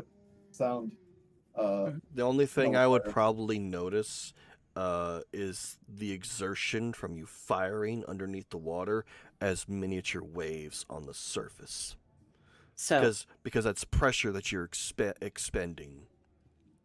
so let's go ahead and start with what the creature is doing. It begins to move towards you, Jarvis. It pulls out its what is essentially a large machete, and flips a switch on the device. In doing so, the instant it does, the water seems to almost flash boil around it, creating a almost supercavitating bubble around it. Do I see this from the water surface? No, this is completely underwater. Okay. What do you do as it begins to charge at you, Jarvis? And not just you, Jarvis, but everyone who's in the water right now is probably in danger. Well, I've already yelled for everyone to get out of the water that I did see, to tell them As to you- get to the Jarvis bar. is As you do keeping that, up what he's doing. He's running as fast as he can out of the water, activating his like heightened muscles to like your move faster. fibrous, like Myomer style muscles go into action, and you get out of the water and spin around, and I'm gonna you shoot into the water as he spins around. you I see Jarvis come out of the water. Jarvis, what's going on? spin around. You pop open your hidden gun that your parents had modified into your arm, or had paid to have modified into your arm. A revolver, custom built to fit within the confines of your prosthesis, pops open, and you take aim and fire. Go ahead and give me an attack roll. Well, how this is going to work is it's going to be a combat check. Do. Do you have firearms as an ability or skills in sort of like firearms as at all? I don't I believe. have linguistics, computers, mathematics, and hacking. Gotcha. So this is a sort of like a very desperate moment for you. Exactly. This thing has scared the shit out of you. Yvette is gone. You didn't have a whole lot of like attachment to Yvette, right? That helped me get drugs. That's about it. That's not it. Okay, cool. You are feeling under pressure here in a way that is not your realm of expertise. Go ahead and roll combat for me. You have to get below a 35 in order to succeed. Success.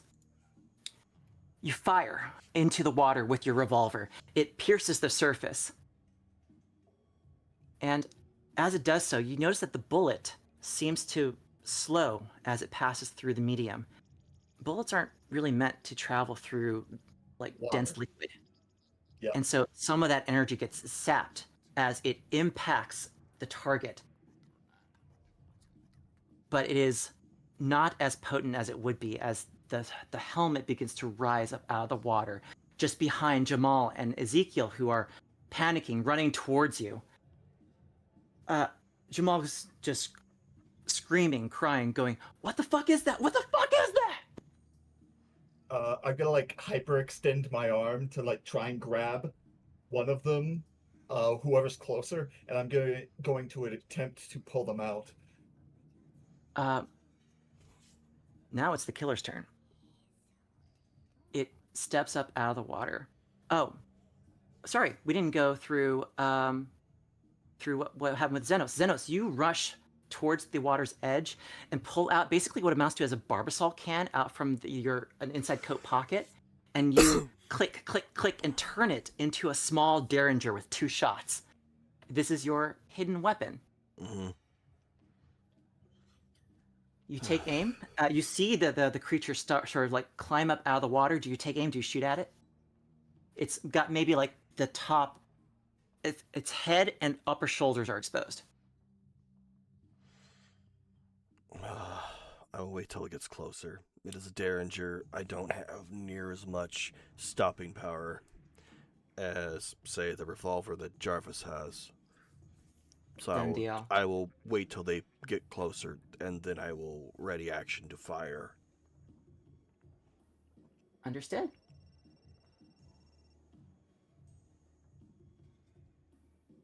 Killer's turn. It's gonna go after.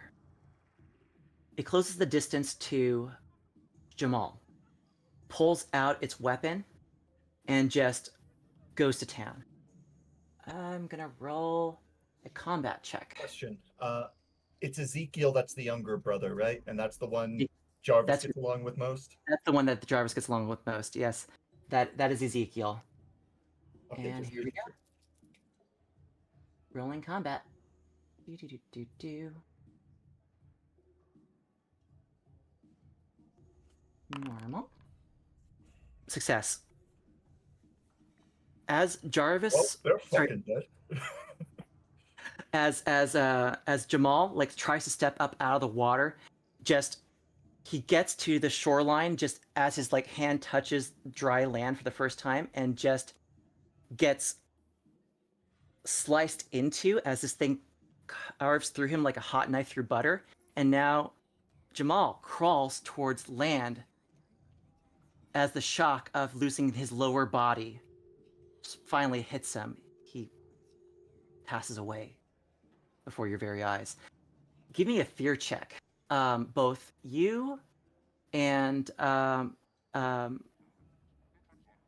both yourself, Jarvis, and I would like one for you as well, Agent Xenos. What is it? I roll because there's no button for fear.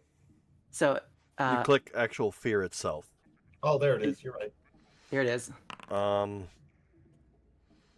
Military training, will that help at all? Or is this Yes, just that will help. That will okay. help. Normal? What'd you get? I got a 33. I missed it by 2 points. With a critical failure too. So, critical failures in the system are almost always bad. Mhm. Basically, what happens here is that the situation goes from bad to worse in some way, shape, or form. And what I'm going to do is I'm going to adjudicate that in your case, Xenos, the sight of someone being eviscerated in front of you reminds you of something back in your military days. It triggers a full-on like wartime flashback. What do you think is going to... I immediately just start opening fire and I was just like, well, too fucking late now. I don't know where Yvette is. I need to somehow reconnoiter and get away from this situation so I can potentially survive. Go ahead and give me a 2 shots as you panic fire at disadvantage. Now, Jarvis, you did not critically fail. Ooh.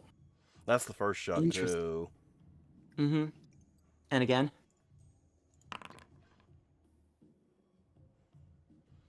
What's the damage of your weapon?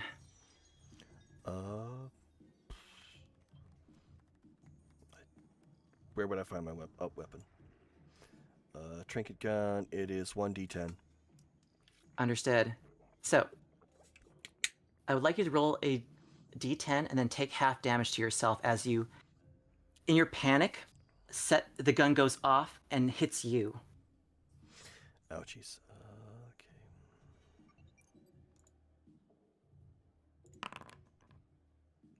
I take a point of damage. Awesome. Yep. I'll go ahead and mark that for you. You're at 14 out of 15 health. Mm-hmm. No wounds yet. Now, Jarvis, you just saw the brother to one of your best friends just get completely eviscerated and the lights leave his eyes. Your fear save indicates that you are currently undergoing the equivalent of a panic response. How would an android feel fear?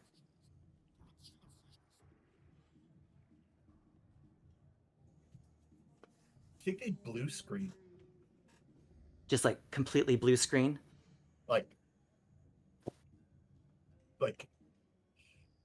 freeze. Freeze, yeah.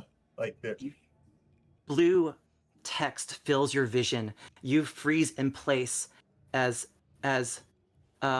Ezekiel comes up to you and just goes, Jarvis, we gotta go, and tries to like pull you into the forest. he's gonna let him pull him, but it's not like he's it's not like he's actively choosing for that. It's just more so that he's gone limp and You're in shock. Exactly. Thank you. Excellent. Panic sets in. Xenos, you feel the need to run. Where do you run to? Run away from the shore. Can I see this from the bar area, by the way? Absolutely. Athena sees all this happening from the bar, sees poor Jamal get completely eviscerated, like bifurcated. There's 2 halves to him now. What do you do? So Athena's gonna grab a bottle of liquor, a rag off the counter, and is going to run. Perfect. You grab supplies for making a Molotov cocktail. Go ahead and give me. I'm not gonna attempt to make it right now. I'm grabbing it and running. Awesome. You go ahead and grab it and run. Where do you run to? I am looking for uh like a hallway or something that is filled with darkness. And I'm Back, going as I'm running, I'm yelling for Hera and Billy to be like, "Don't just stand there, fucking move!" uh, you tell your friends to Billy and Nolan to just and Hera to just bolt, and they do so. They start running in the same direction towards the docking bay. Over here we I'm have the turning lake. on the night vision on my glasses so I can actually see where I'm fucking going. You go ahead and turn on the night vision sort of mode to your glasses, and just start running towards there towards um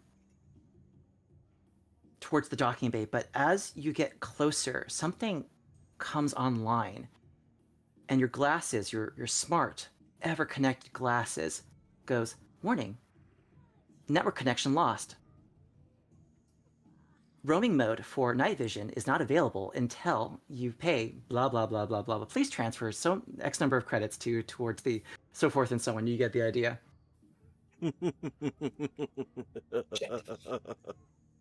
As something is preventing your signals from leaving.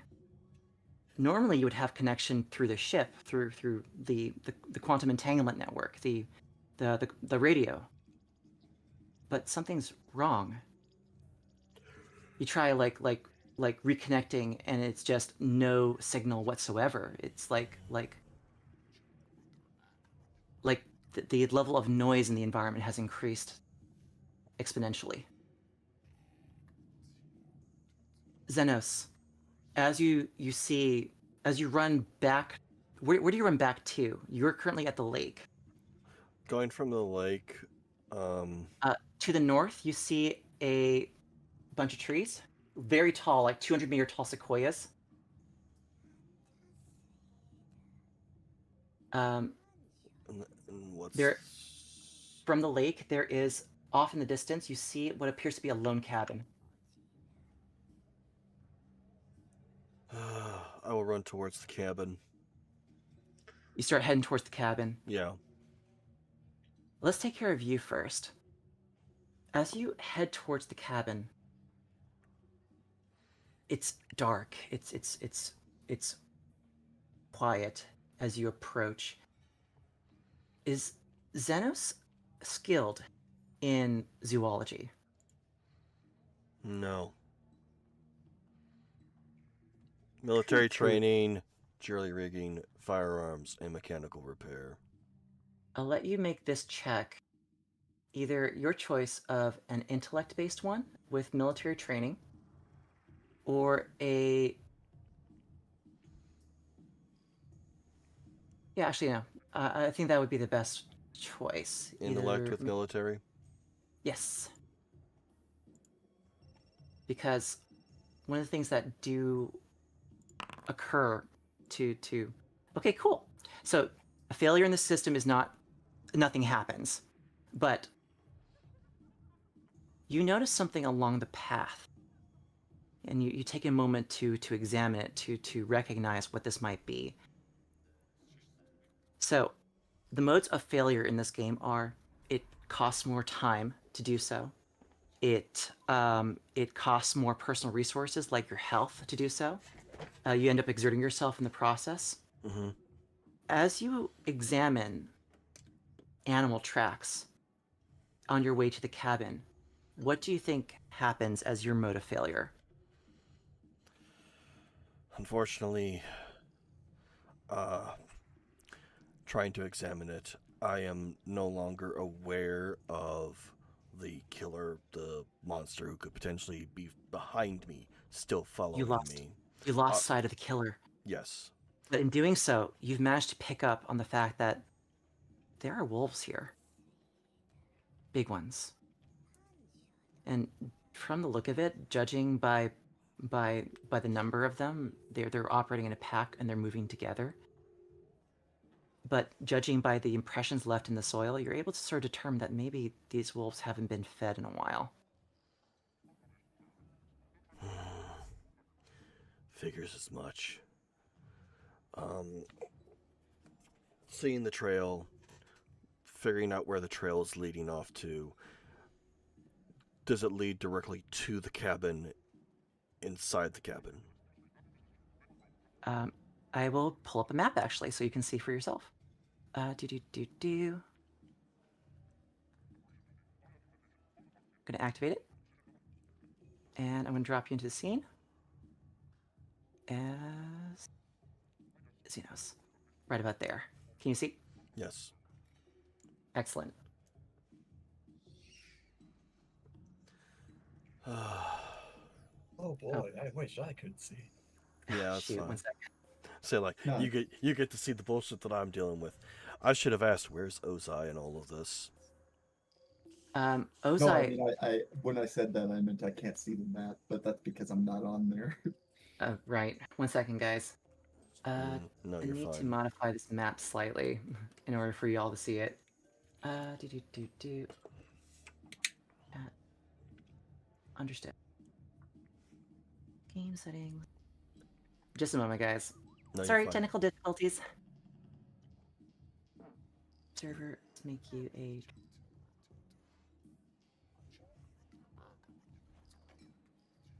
All right, let's see if that worked.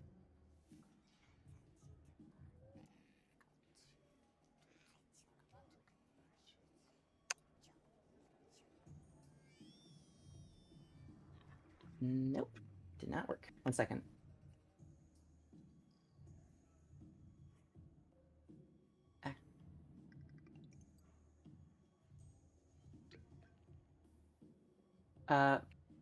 I could just drop you into the same night so you can see what's going on, but you're not actually here. Is that all right? Yeah, yeah, that's fine. Okay, cool. Vachete. And I'll just drop you, Athena, into the scene. Are you able to see?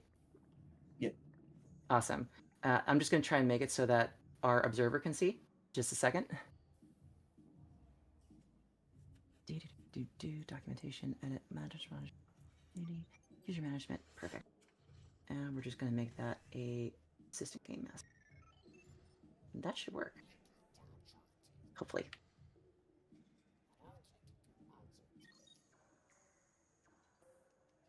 Server again. Join game session. Okay, I can see again. It's a miracle. All right, I'm gonna change the music up too. So something a little bit more appropriate to the Force at night, I think. Ooh, here we go.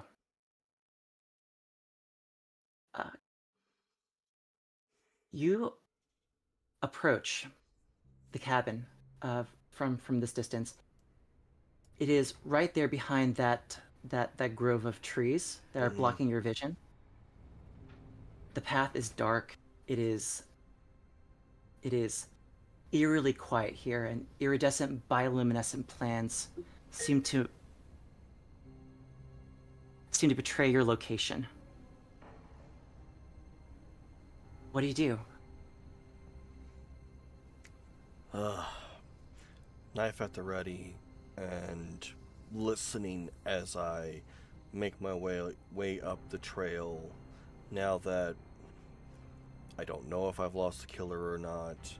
Obviously, I know that there's wolves here, and wolves do enjoy the fear of their prey.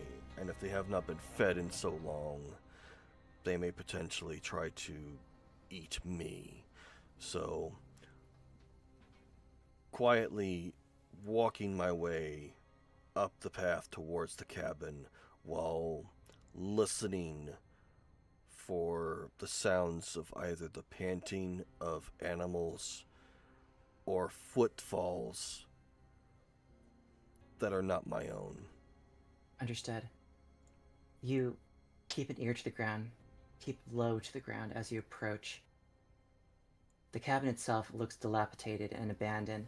It's very crude, rickety construction. Sort of belies a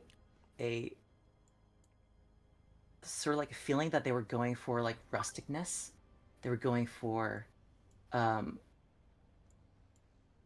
woodsy and outdoorsy, Mm-hmm. but years of decay and cheap construction have just made it creepy in the dark. Still being observant for any noises that are not my own as I continue to make my way towards the cabin. Sounds good. Nothing yet strikes you as something present. But as you approach and go around the corner, you see that there is a wide open door leading into the cabin, or a wide wooden door that is closed, leading into the cabin.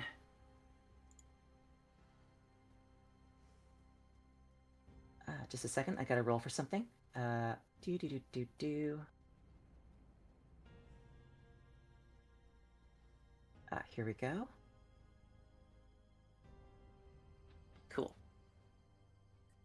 I would like you, Ken, to go ahead and roll me a D100 and tell me what you get. Or I'll see it in chat. 75.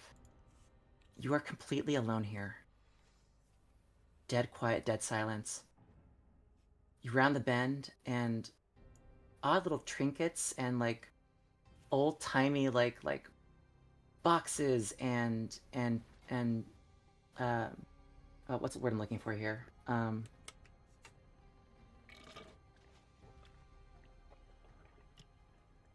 Containers. Containers and sacks and satchels litter the ground.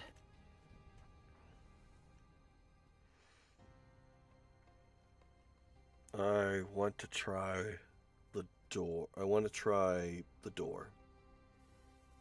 Before I attempt to make noise messing with boxes, I would like to attempt the door to see if I You wrap your hand around the door handle and it turns and opens.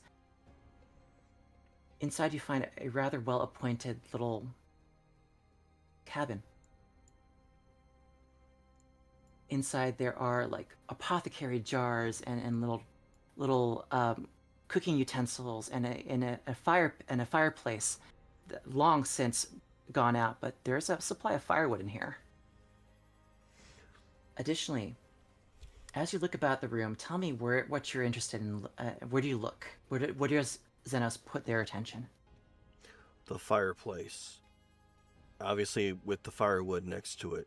When's the last time the fireplace, like, is there fresh ashes?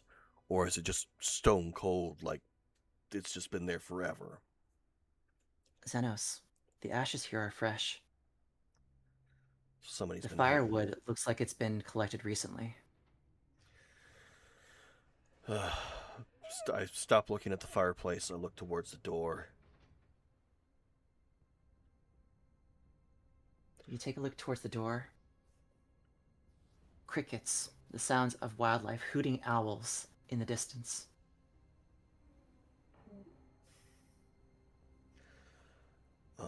Is there a bed in here? There is, in fact, a bed on top of a raised platform on the other side of the room next to the window. Oh, there's a bed. Kitchen supplies besides the apothecary stuff? Additionally, Ken, Yes. as you take a look at the fire pit, not only are the ashes fresh, but the embers had gone out just recently. And on top of the fireplace, like nested above the fire, Mm-hmm. is a large cauldron, sort of like placed on top of a wrought iron stand. And up until recently, it looks like it was boiling and simmering. Somebody was here. There's a heady smell of savoriness in the air.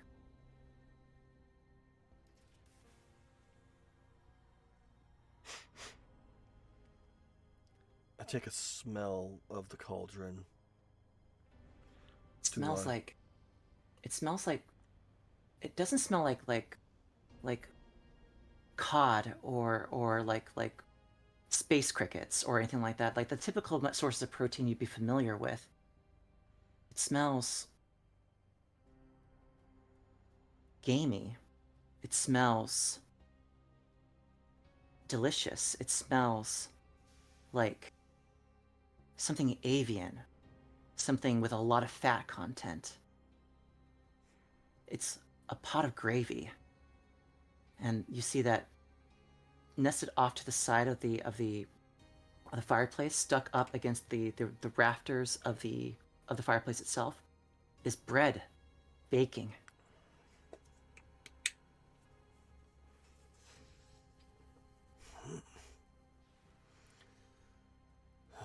It is then outside you hear the sounds of padding.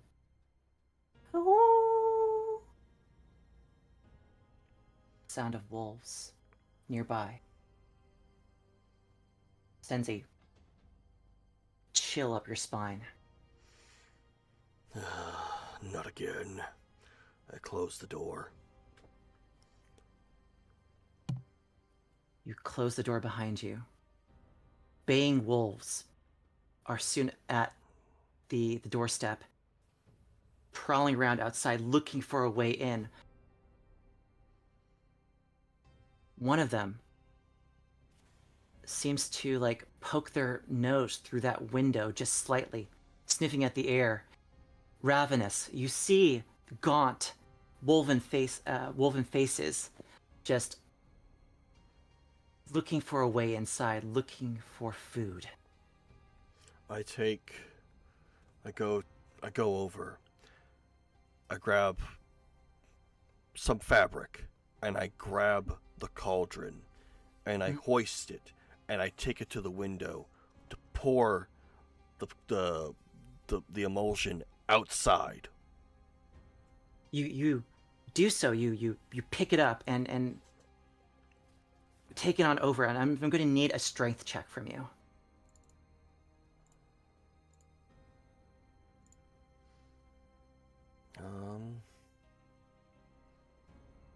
Would that consider jury rigging? No. I don't think so. Not in this case. Just pure strength. It is a big pot of gravy. Cool. I'm going to go ahead and say that as you're trying to, like, carry this thing on over, you do manage to get it to the window. You're strong. You've done this before. But as you pour it out, you burn yourself, taking 1d5 damage. I'll roll that for you. Okay.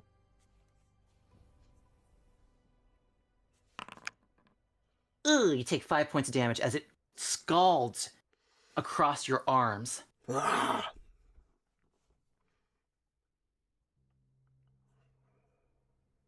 The baying wolves turn to the gravy and just begin a massive feeding frenzy on that side of the cabin. As you look for ways to defend yourself, you see that there's a hot iron poker over by the fireplace. I grab it. Okay, I'll go ahead and add that to your inventory. Do. Okie dokie, okie dokie. The apothecary stuff, do I recognize any of the potential things in the vials? Do you have botany or zoology or something along the, or medicine? Nope. All right then. Intellect with a... I'll let you throw in your military training in there.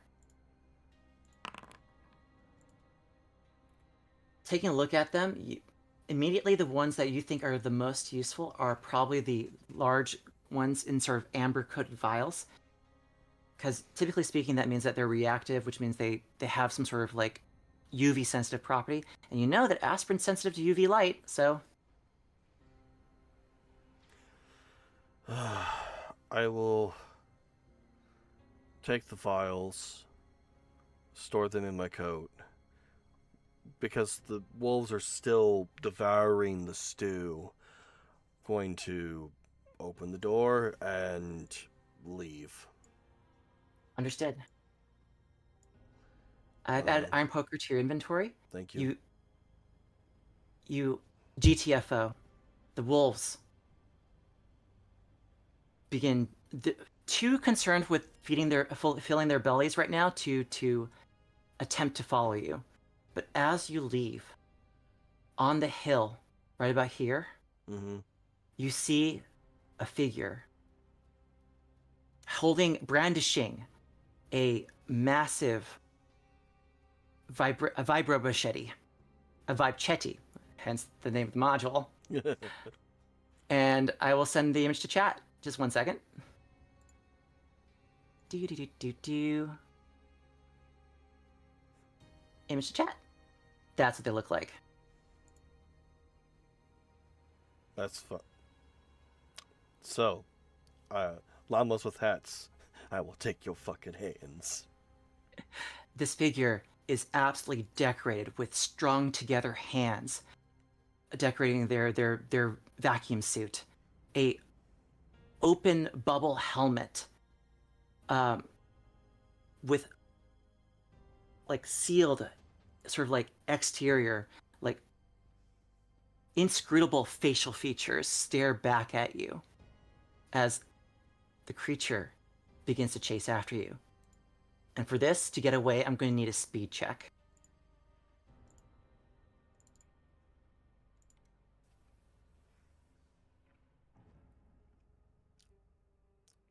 Military training for drills.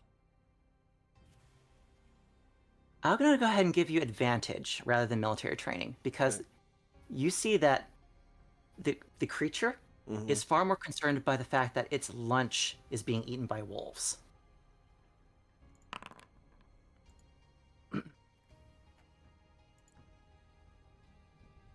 The creature maintains pace with you, seeing the wolves and seeing its meal spread across the ground. The wolves take a look at it and immediately scatter out of its way. It knows you did it. It begins chasing after you through these fields. It's nearly on top of you. What do you do? Pocket sand. The Derringer. Do I have is it reloadable or is it just the 2 bullets, period?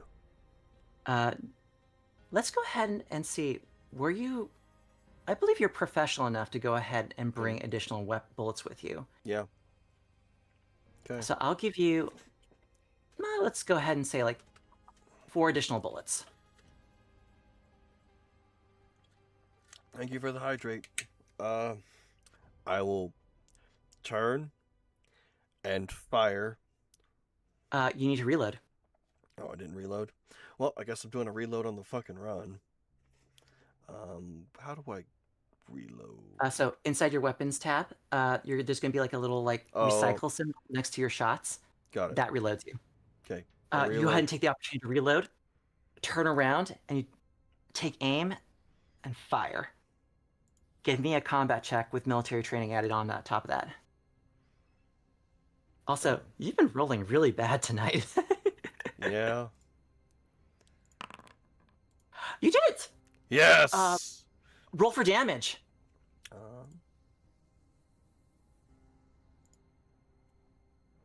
2 points of damage.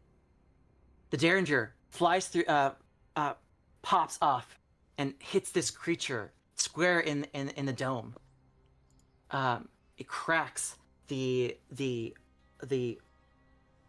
bubble helmet that serves as its breathing apparatus, and as glass falls away, you see a horrific sight.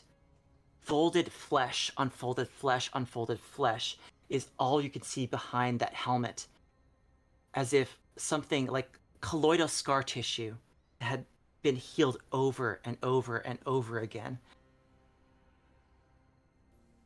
Undeterred, the creature just keeps on walking towards you. You see that the bullet had ricocheted off, dealing minimal damage. I need something stronger. I guess it's time to continue moving away. Cool. If they're not going to run, I guess I will attempt to keep pace with how close they are to me. The killer, I'm going to say, is about a short distance away from you. Right about there. Okay. It will be on top of you next turn. You've fired and shot. Where would you like to move to? You can move about 10 meters. Yep. 10 to 15 meters. Well, then we'll go this way. Cool beans? Yep. This is a slasher villain, though. If you know anything about slasher villains, they can teleport. It's true. Yeah. The creature closes the distance and gets to right about here before it takes its vibrational machete and throws it at you. It's going to make a throwing attack at you. And I'm going to roll for combat on this guy. Do.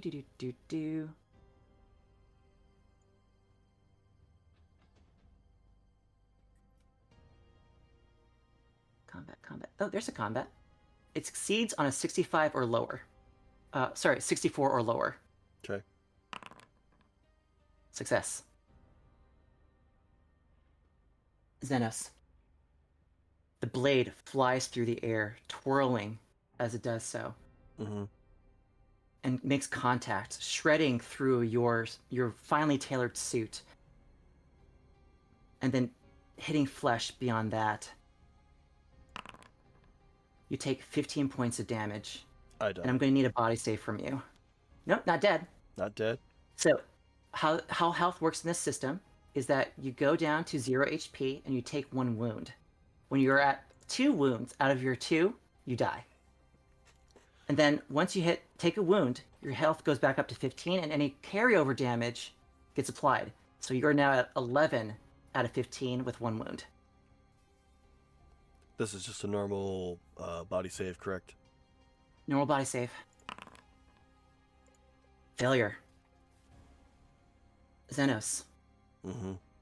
What limb gets removed?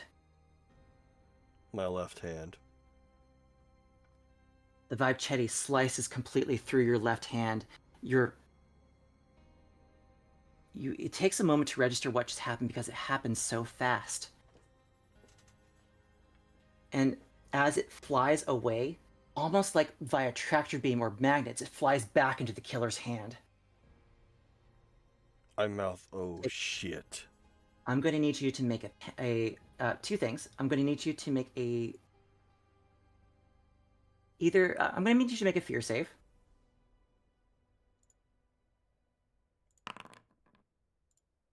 Ooh, failure. But it's close. It's close. Do you hold it together, or do you take additional stress?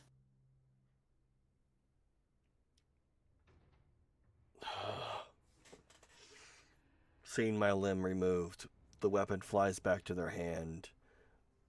I just fucking bolt. I can't hold it together. Understood. You begin running. Give me a panic check. That is a D20 roll. And I'll tell you what happens. A 4. A 4. So,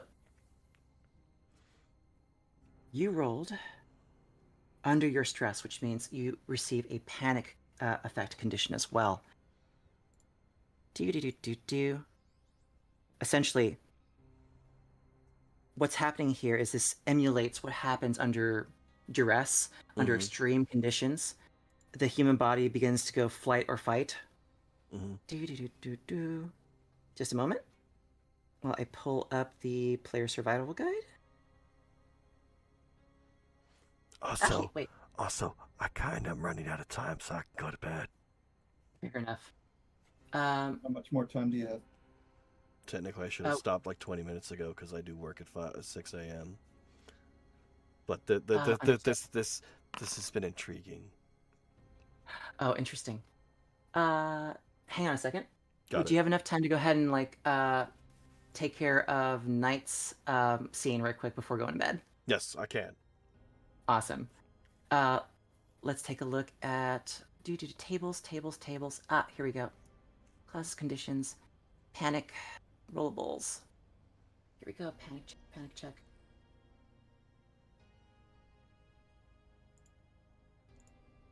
Here we go. Mm-hmm.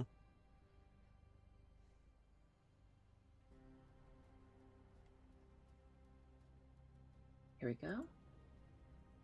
With a 4, you are overwhelmed. For the next 1d10 minutes, you are at disadvantage on all your rolls. Got it. Which, that makes sense. So, for the next 8 minutes, give me a speed check as you run away from the killer. Again, at disadvantage too. Somehow, in your panic, you manage to get away and find refuge to hide. But as you look at your stump, it completely cauterized on through. You're wondering to yourself, what the fuck have you gotten yourself into? Now, let's go to our good friend Athena. This was not into the dossier that I fucking read up on. Mm-hmm. Athena, we now go to you. You probably have to do the same Okay, thing for you should me. look for Athena because Athena could actually help get you heals. Mhm. I'm good at surgery. Athena, you head towards the docking bay and begin traversing this corridor. Do you go north or west? I gotta refresh because it's just a gray screen for me. No worries.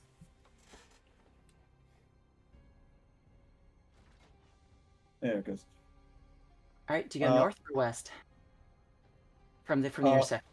The opposite direction of the killer? Seems like he was heading north last time you saw it. So, west? Yeah. You start heading down this corridor with your friends. I'm looking for Era, a room that I could. and Billy. I'm looking for a room that I can lock ourselves into. Excellent. You come across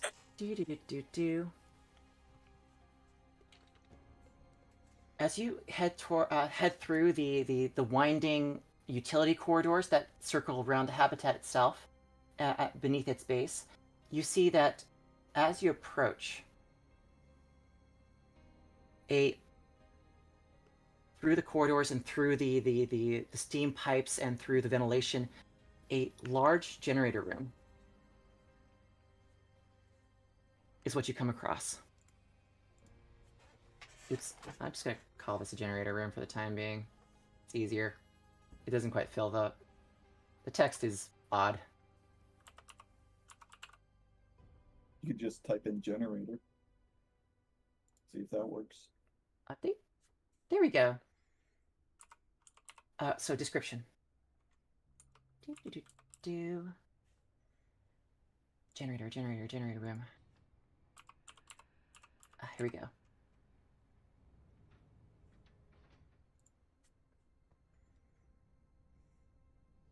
What you see here is that this room is pungent with rust, the smell of rust and oil. Scrap metal and pool supplies like chlorine tablets you find in here. Long metal cranks protrude from a dusty old flywheel-style generator. As you see that this thing probably hasn't been used since the habitat was built.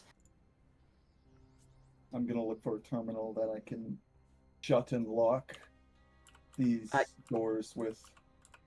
You are able to, like, with the supplies in here, you could probably barricade the door, but all the locks in here are electronic, and there's no power currently.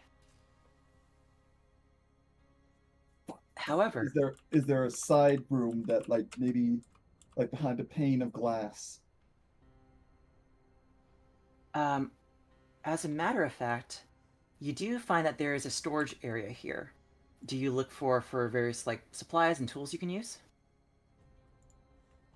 I'm basically looking for like It's like if there's a desk or something against a wall that he wouldn't immediately see us if he walked into this room. As a matter of fact, there is inside that supply. Eyesight.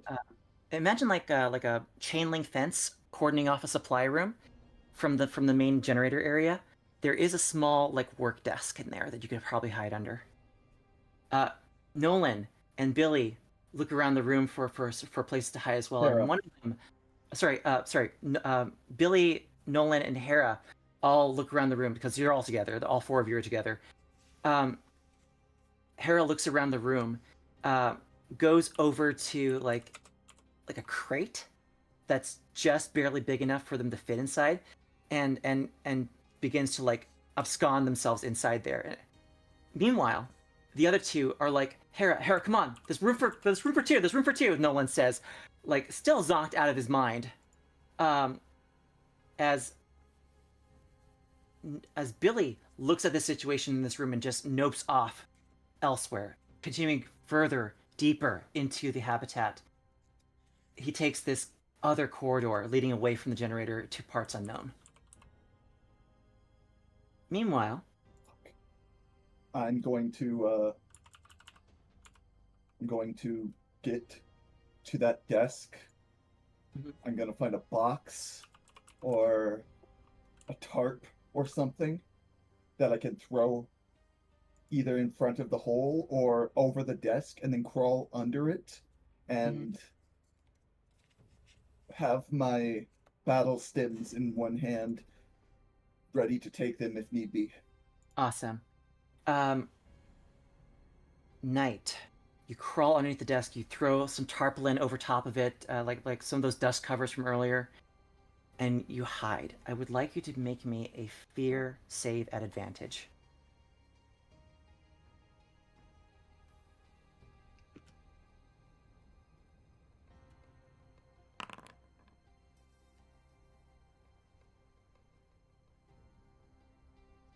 What'd you get? That's a 3. Nice. You hear footsteps from the way you came. You could have sworn that the killer went the other way. You saw them go the other way. What the fuck are they doing here? Heavy mag boots. The sound of heavy mag boot footfalls fill the corridor. As you step, something steps on through. And the sound of a vibroblade engaging fills the room with a faint buzz.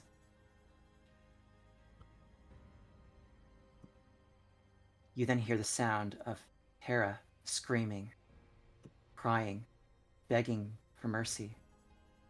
As If I hear that, I'm going to run out and I'm going to take the pills and sprint towards them. pop the pills. So, add a character.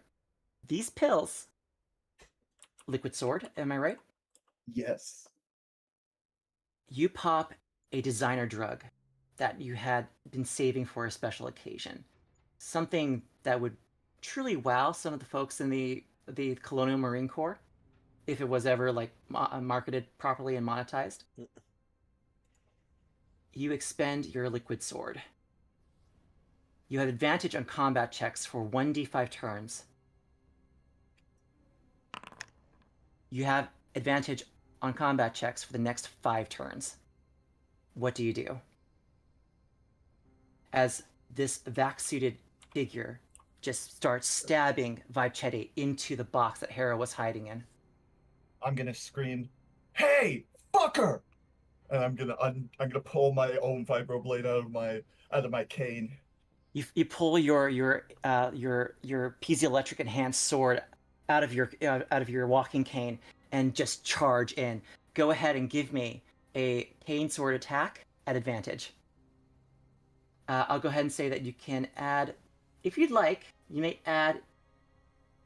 Wait, you're a surgeon. Yeah, You do know that. I know where the vital organs are. Yeah, You do. You do know where. I'll let you add your surgery skill to this. Critical success. Critical success. I would like you to roll the Damn. critical success damage for this weapon, which is, oh god. So It's how I do 2d10. critical success? It's 2d10. It's going to be 2d10 plus 10. You inflict 23 points of damage as you rend into this person over and over and over again with Damn. your cane sword.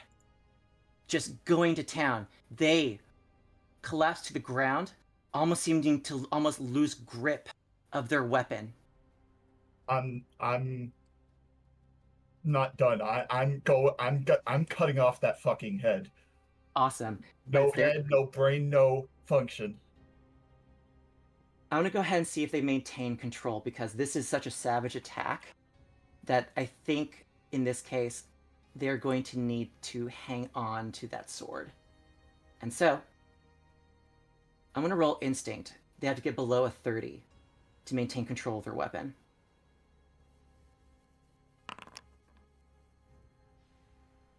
The attack is so savage, their weapon gets knocked from their hands. Their vibral blade goes scattering across the floor and deactivates as a safety protocol.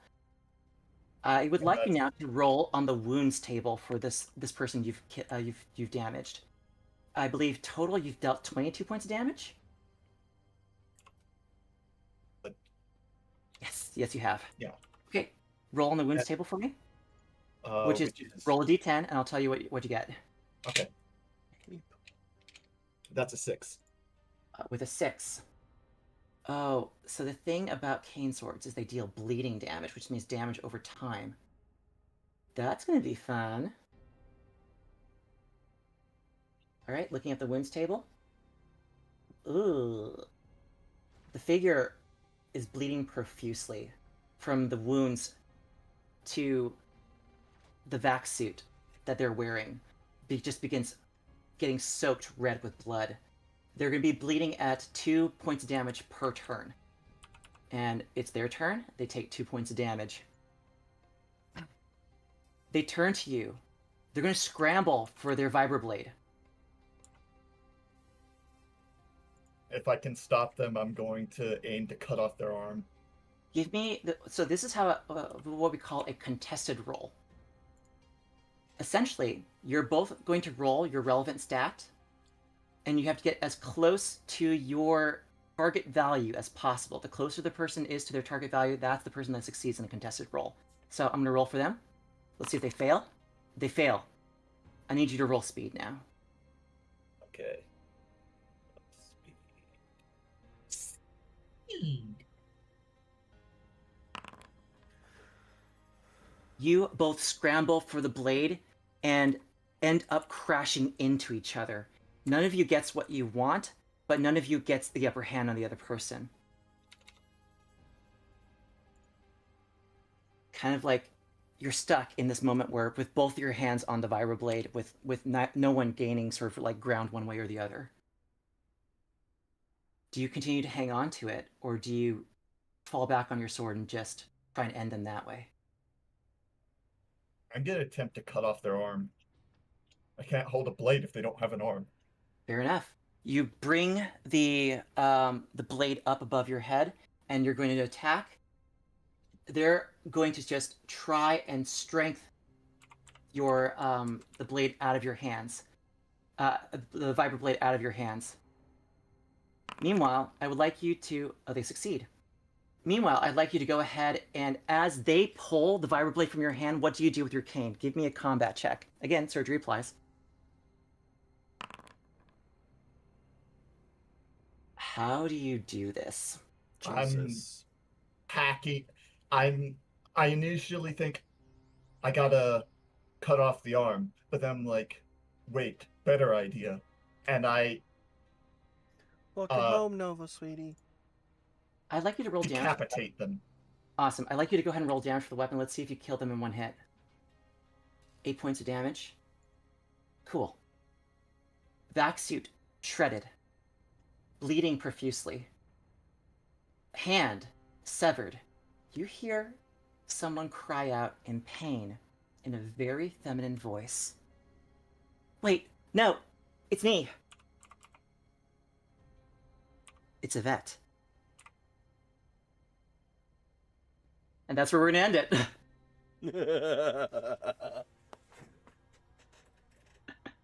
What'd y'all think? This is fun. I'm glad. Granted, tonight I just didn't roll for shit. Yeah, it was pretty bad. Like, I was like concerned. Is it like the random generator of the server? Is it broken somehow? I don't know. I do But not know. just like the original like Jason movies, Yep. the first killer was a copycat, and it turns out that's a vet here, who orchestrated this whole thing. I wonder why. So I'm gonna go ahead and leave it here.